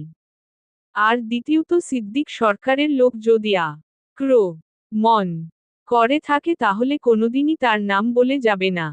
হ্যাঁ সেটা ঠিক, কেউ নিজের পরিচয় এভাবে দিতে বলবে না। এটা পরিকল্পনা ছিল। তাই লাকারিরা ইচ্ছে করে ওসব বলে গেছে। আমরা যেন পুরোপুরি বাড়িওয়ালাকে সন্দেহ করি। মূলত এখানে এমন কেউ রফিককে মারার চেষ্টা করেছে যারা সিদ্দিক সরকারকে ফাঁসাতে চায়। তুমি কি রফিককে সন্দেহ করছো? হ্যাঁ ভাই। তাকে দিয়ে কাজটা করানো হয়েছে বলে আমার ধারণা। এখন রফিককে সরিয়ে দিয়ে তারা এক ঢিলে দুই পাখি শিকার করবে। প্রথমত রফিক সাক্ষী হিসেবে থাকবে না, দ্বিতীয়ত সিদ্দিক সরকারকে ফাঁসানো যাবে। কিন্তু রফিক, আমি তখন আপনাকে বারবার বলেছিলাম যে স্যারের কাছে সিদ্দিক সরকারের বিরুদ্ধে রফিকের বলা কথাগুলো বলতে হবে না। আপনার জন্য স্যারকে বলে সবকিছু এলোমেলো হয়ে গেল। তোমার কি ধারণা যে ওগুলো স্যারের কাছে বলার কারণে রফিককে মন করা হয়েছে? কিছুটা তাই। এজন্যই আমি চাকরি করতে চাই না। কিছু হলেই উপর থেকে হুকুম আসে। তাদের হুকুম মানতে গিয়ে কাজের 12টা বেজে যায়। এই মামলা শেষ হলেই আমি চাকরি ছেড়ে দেব। নিজের মতো করে পারলে করব না হলে নাই। মাথা গরম না করে আগে ওই লাকারিদের খুঁজে বের করতে হবে। তাদের ধরতে পারলে আমরা আসল অপরাধীর কাছে পৌঁছে যাব। সাজু হাসপাতালেই অপেক্ষা করতে লাগল। হাসান আলী তাকে বাসায় নিয়ে যেতে চাইল কিন্তু সাজু রাজি হল না। বাধ্য হয়ে হাসান নিজেও থেকে গেল। সাজুর একটাই কথা, সে রফিকের সঙ্গে কথা বলতে চায়। রাত 12টার দিকে রফিক আবোলতাবোল বলা শুরু করে। মনে হচ্ছিল দুনিয়ার কোনো খেয়াল তার মগজে নেই। তবে মাঝে মাঝে ডাক্তারের কিছু কথার জবাব সুন্দর করে দিচ্ছে। হঠাৎ করে সে সাজুর কথা জিজ্ঞেস করল। সাজু সঙ্গে কথা বলার জন্য অস্থির হয়ে গেল কিন্তু ডাক্তার রাজি হচ্ছিল না। রফিকের কথা বাহিরে জানানো জল। ডাক্তারের নিষেধ অমান্য করে সাজু জোর করে রফিকের কাছে গেল। ডিবি হাসান আলী ভাই পাশেই দাঁড়িয়ে রইলেন। সাজু বলল, রফিক ভাই আমার কিছু প্রশ্নের জবাব দিতে হবে, একটু মনোযোগ দেন। রফিক 2 মিনিটের মতো ফ্যালফ্যাল করে তাকিয়ে রইল। তারপর কণ্ঠে পরিবর্তন এনে বলল, স্যার আমি আমার পাপের শাস্তি পাচ্ছি। বেশি লোভ করতে গিয়ে আজ মরণের দরজার কাছে চলে এসেছি। আমাকে মাফ করে দিবেন। রফিক ভাই, বিকেলে আপনি সিদ্দিক সরকারের কথা আমাকে বলার আগে বাপরে অন্য কাউকে হয়তো বলেছেন। আপনার আর সিদ্দিক সাহেবের সেই কথা আপনি আমি ছাড়া আরও কেউ জানে, তিনি কে? স্যার আমি চিনি না তাকে, তার কাছ থেকে শুধু টাকা নিতাম আর তার কথা শুনতাম। তার সঙ্গে আপনার যোগাযোগ হতো কিভাবে? সব সময় মোবাইলে কথা হতো। দুবার শুধু দেখা হয়েছে আমাদের। আফরিনকে আপনিই হত্যা করেছেন তাই না? হ্যাঁ স্যার, টাকার লোভে করছি। ছোটবেলা থেকে কষ্ট করতে করতে বড় হয়েছি। একটা মেয়ে করতে পারলে ওরা বলছিল আমাকে বিদেশে পাঠিয়ে দেবে। টাকার কষ্ট চলে যাবে আবার পুলিশও খুঁজে পাবে না। কিন্তু আমার জীবন শেষ করে দিল স্যার। কতদিন আগে থেকে তাদের সঙ্গে যোগাযোগ হতো বলেন তো? 2 মাস আগে থেকে। ওদের সঙ্গে কথা বলতেন কোর মোবাইল দিয়ে? আপনার মোবাইল দিয়ে নাকি আলাদা কোনো মোবাইল তারা দিয়েছে? আমি যে ঘরে থাকি সেই ঘরে আমার খাটের নিচে একটা বাক্সের মধ্যে মোবাইল আছে। সেই মোবাইল দিয়ে তাদের সঙ্গে কথা হয়েছে। সেদিন কি হয়েছিল বলেন তো? আফরিন আফা বাসায় আসার সময় আমি তাদের কল দিয়ে জানিয়ে দিলাম। তারা আমাকে বললেন সুযোগ পেলে যেন আফাকে মেরে ফেলি আমি। আমি সারাক্ষণ সুযোগ খুঁজতে থাকি। এক ফাঁকে সুযোগ করে বাসায় গিয়ে কলিং বেল চাপ দিতেই আফা দরজা খুলে দেয়। অজ্ঞান করার স্প্রে ছিল আমার কাছে। আমি তাকে বললাম যে দক্ষিণ পাশের রুমের জানালার কাছে একটা পাইপ আছে, সেটা চেক করব।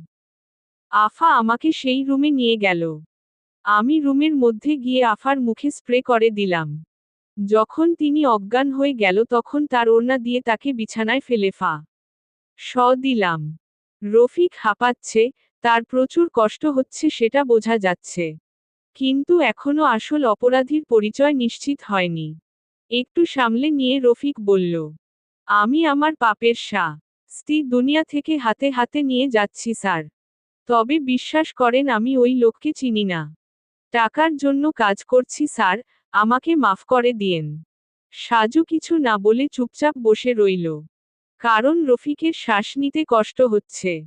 মিনিট খানিক পরে নিজেকে সামলে নিয়ে রফিক বলল, বিকেলে আমাদের বাড়ির মালিক যখন আমায় ডেকে নিয়ে তার কথা বলতে নিষেধ করেছে, তখন আমার মাথায় বুদ্ধি আসে। এমনিতেই তো আপনারা তাকে সন্দেহ করছিলেন, তাই তার বিরুদ্ধে ওই কথা বলে আরো শক্ত সন্দেহ সৃষ্টি করি। তারপর আমি ওই লোককে কল দিয়ে বলি যে আপনার কাছে এসব বলছি।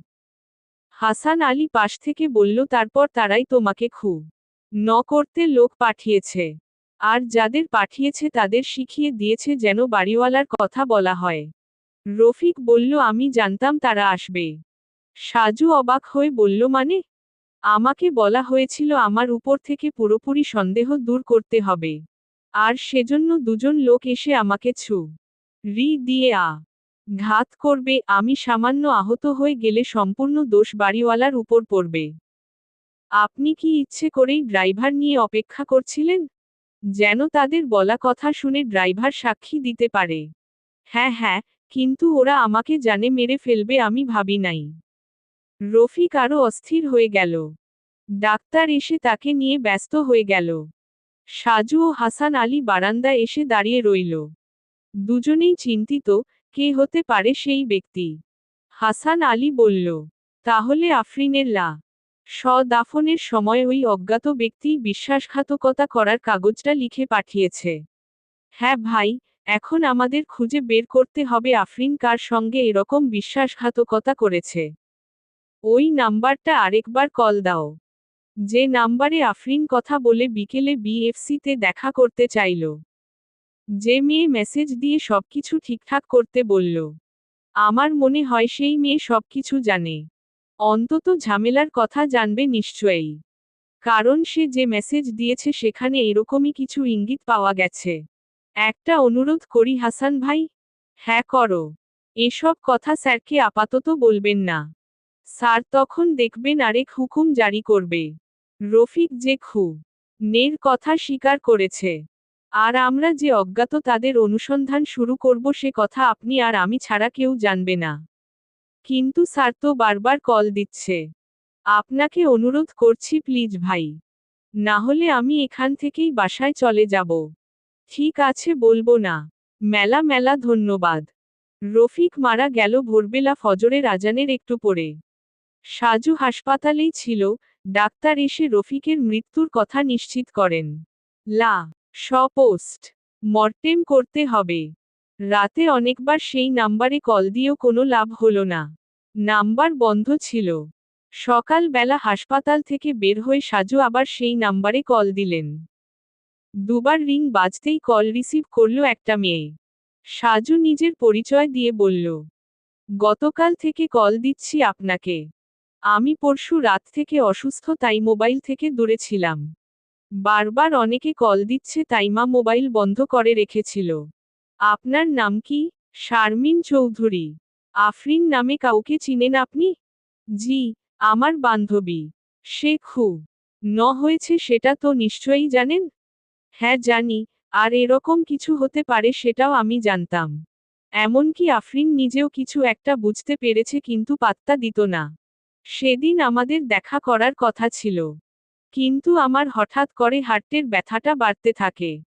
এরপর আবার জ্বর এসেছে, তাই পুলিশের কাছে গিয়ে যোগাযোগ করতে পারিনি। আমরা কি আপনার সঙ্গে একটু দেখা করতে পারি? যদি আপনার ঠিকানাটা বলতেন। 3 নাম্বার সেক্টরে 6 নাম্বার রোডে চলে আসুন। আদনানকে রাতেই বাসায় পাঠিয়ে দিয়েছে সাজু। হাসপাতালের সামনে থেকে নাস্তা করে বাইক নিয়ে তারা শারমিনের বাসায় রওনা দিল। সাজু ভাই ও হাসান আলী দুজনেই শারমিনের সামনে মুখোমুখি বসে আছে।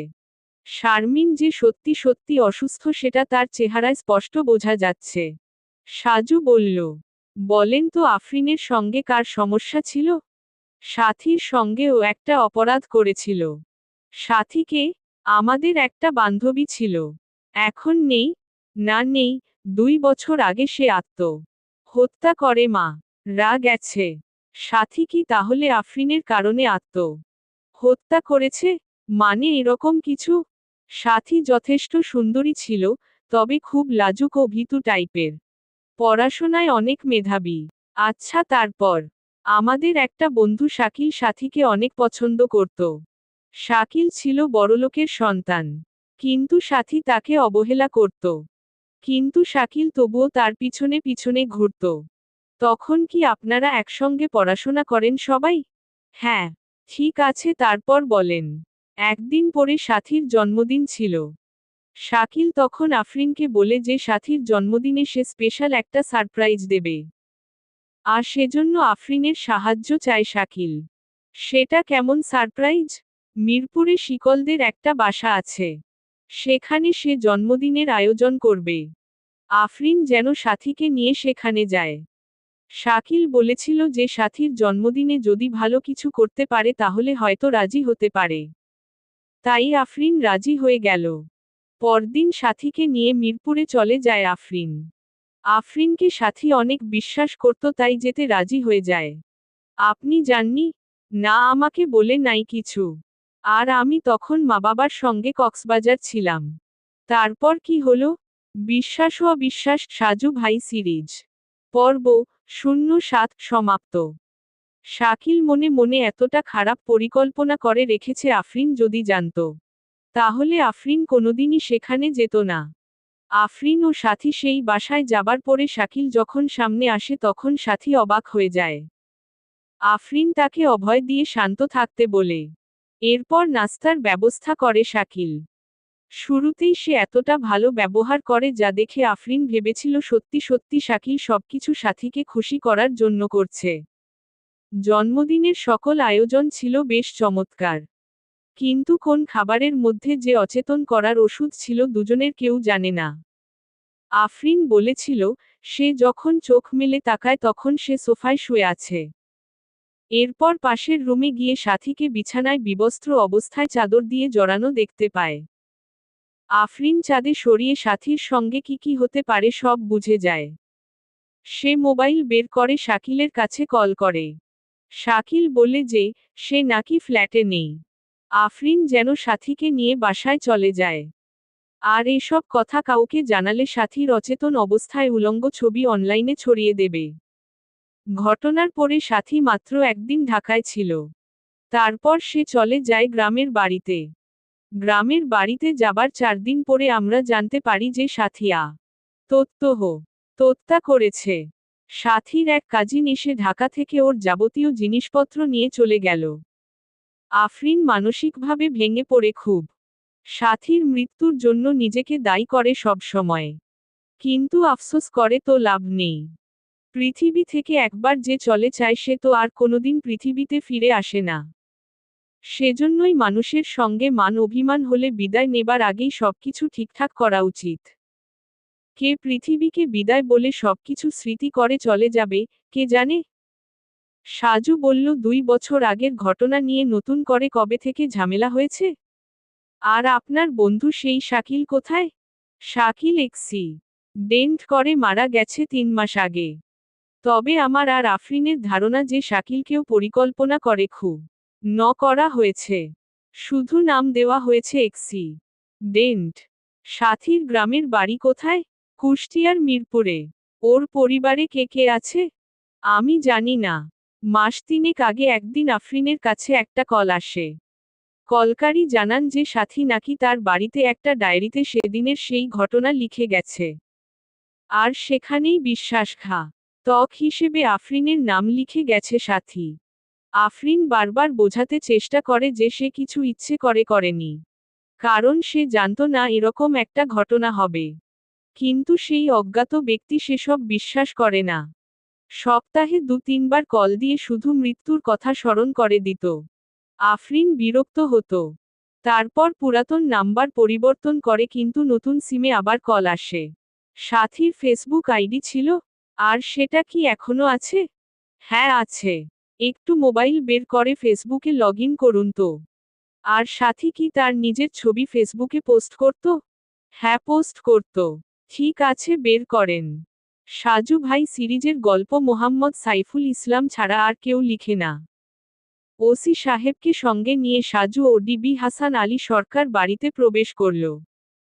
তাজুল সাহেবের ফ্ল্যাটের পাশের ফ্ল্যাটের শাহানা আক্তার গতকাল রাতে সিলেট থেকে এসেছে।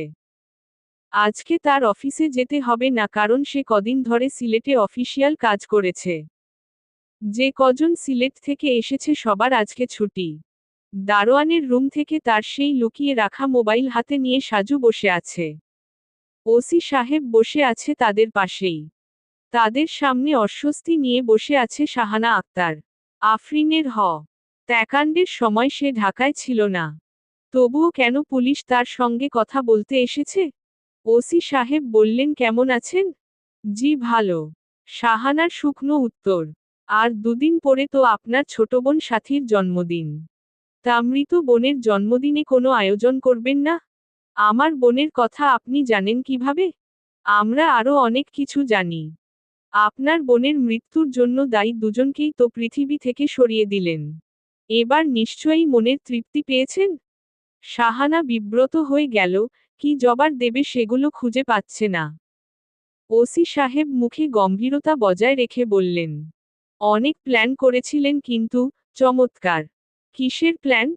সাজু বলল বোনের মৃত্যুর 2 বছর পরে লেখা ডায়েরি পড়ে বোনের মৃত্যুর জন্য দায়ী মানুষকে খুন করার পরিকল্পনা। আশ্চর্য আমি কেন খুন করব? আপনি তো করেননি, করিয়াছেন।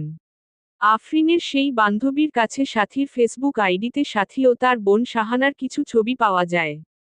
যেহেতু সাজু শাহানাকে আগে দেখে নাই তাই নিশ্চিত হতে পারেনি। কিন্তু প্রতিটি ছবিতে শাহানা আক্তার নামের একটা আইডি ট্যাগ করা হয়েছে। তামান্না ও দারোয়ান বলেছিল সিলেটে যিনি গিয়েছে তার নাম শাহানা। আরও নিশ্চিত হবার জন্য মিতুর কাছে কল দিয়ে শাহানার একটা ছবি পাঠানো হয়। মিতু তখন নিশ্চিত করে এটাই তাদের পাশের ফ্ল্যাটে থাকা শাহানা আক্তার। তারপরেই সবাই মিলে চলে এসেছে সরকার বাড়িতে। বুদ্ধিমতী শাহানা ভেবেছিল রফিক মারা গেছে সুতরাং সে বিপদমুক্ত হয়ে গেছে। পুলিশের আগমন দেখে অবাক হলেও সে বুঝতে পারেনি এরা সবকিছু জেনে গেছে। সাজু বলল রফিক গতকাল রাতে সবকিছু বলে গেছে আমাকে। আপনি যতবারই না না বলেন তাতে কিছু পরিবর্তন হবে না। শুধু সময় পরিবর্তন হয়ে যাবে কারণ সময় বসে থাকে না। ওসি সাহেব বললেন আমি জানি আপনার বোন এভাবে মারা গেছে বলে আপনার মনের অবস্থা ভালো ছিল না। কিন্তু তাই বলে এভাবে নিজের হাতে প্রতিশোধ কেন নিতে হবে? আপনার বোনের সেই ডায়েরি পুলিশের কাছে দিতেন। তারা না হয় সেগুলো দেখে অপরাধীর শাস্তি ব্যবস্থা করত। শাহানা রেগে যায়। কিসের পুলিশ?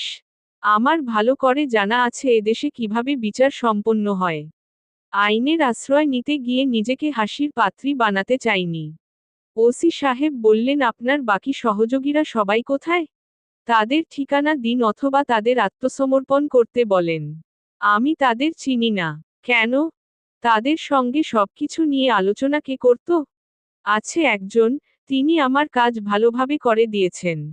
তাই আমি তার নাম বলতে পারবো না। ওসি সাহেব বললেন আদালত থেকে রিমান্ড মঞ্জুর করলে তখন ঠিকই বলবেন। শাহানা চুপ করে রইল। নিজের জীবনটা শেষ হয়ে গেল এখানেই। ভবিষ্যতে কি হবে তার আর কোনো নিশ্চয়তা নেই। সাজু বলল আফরিনকে মারার জন্য আপনি এই বাসায় 3 মাস আগে ভাড়ায় উঠেছেন তাই না? তারপর গরিব দারোয়ানের দারিদ্রতার সুযোগ নিয়ে তাকে লোভ দিয়েছেন। শাহানার চোখ দিয়ে পানি পড়ছে। ওসি সাহেব আরও কিছু প্রশ্ন করেছেন কিন্তু কোনো লাভ হয়নি। শাহানা কোনো প্রশ্নের উত্তর দেয়নি। অবশেষে শাহানাকে নিয়ে ওসি সাহেব থানায় চলে গেল। সাজু ও হাসান আলী বাইক নিয়ে চলে এলেন মিরপুরে হাসান সাহেবের বাসায়। গোসল করে খেয়ে সাজু লম্বা এক ঘুম দিল। ঘুম যখন ভাঙল তখন মাগরিব হয়ে গেছে। ঘুমের আগে মোবাইল সাইলেন্ট করেছিল। একটা নাম্বার থেকে 37টা মিস কল এসেছে। একই নাম্বার দিয়ে একটা মেসেজ দিয়েছে সেই ব্যক্তি। আপনার হিসেবের খাতাটা তোলা রইল। সময় হলে সুদ সমেত ফিরিয়ে দেব। খুব তাড়াতাড়ি আপনার সঙ্গে আমার দেখা হবে। টিটিআই। তামান্না তারিন ইফরা। পুনশ্চ শাহানা আপুর বোনের হত্যার প্রতিশোধের সবটা আমিই করেছি। সাজু সঙ্গে সঙ্গে 2-3 জনের কাছে টিটিআই সম্পর্কে জিজ্ঞেস করে। তারা জানায়, টিটিআই মানে তামান্না তারিন ইফরা সাম্প্রতিক কালের একটা লেডি কন্ট্রাক্ট কি লার। তার বিষয় বেশ কিছু গুঞ্জন শোনা গেলেও সে এখনো পুলিশের কাছে ধরা পড়েনি। সমাপ্ত।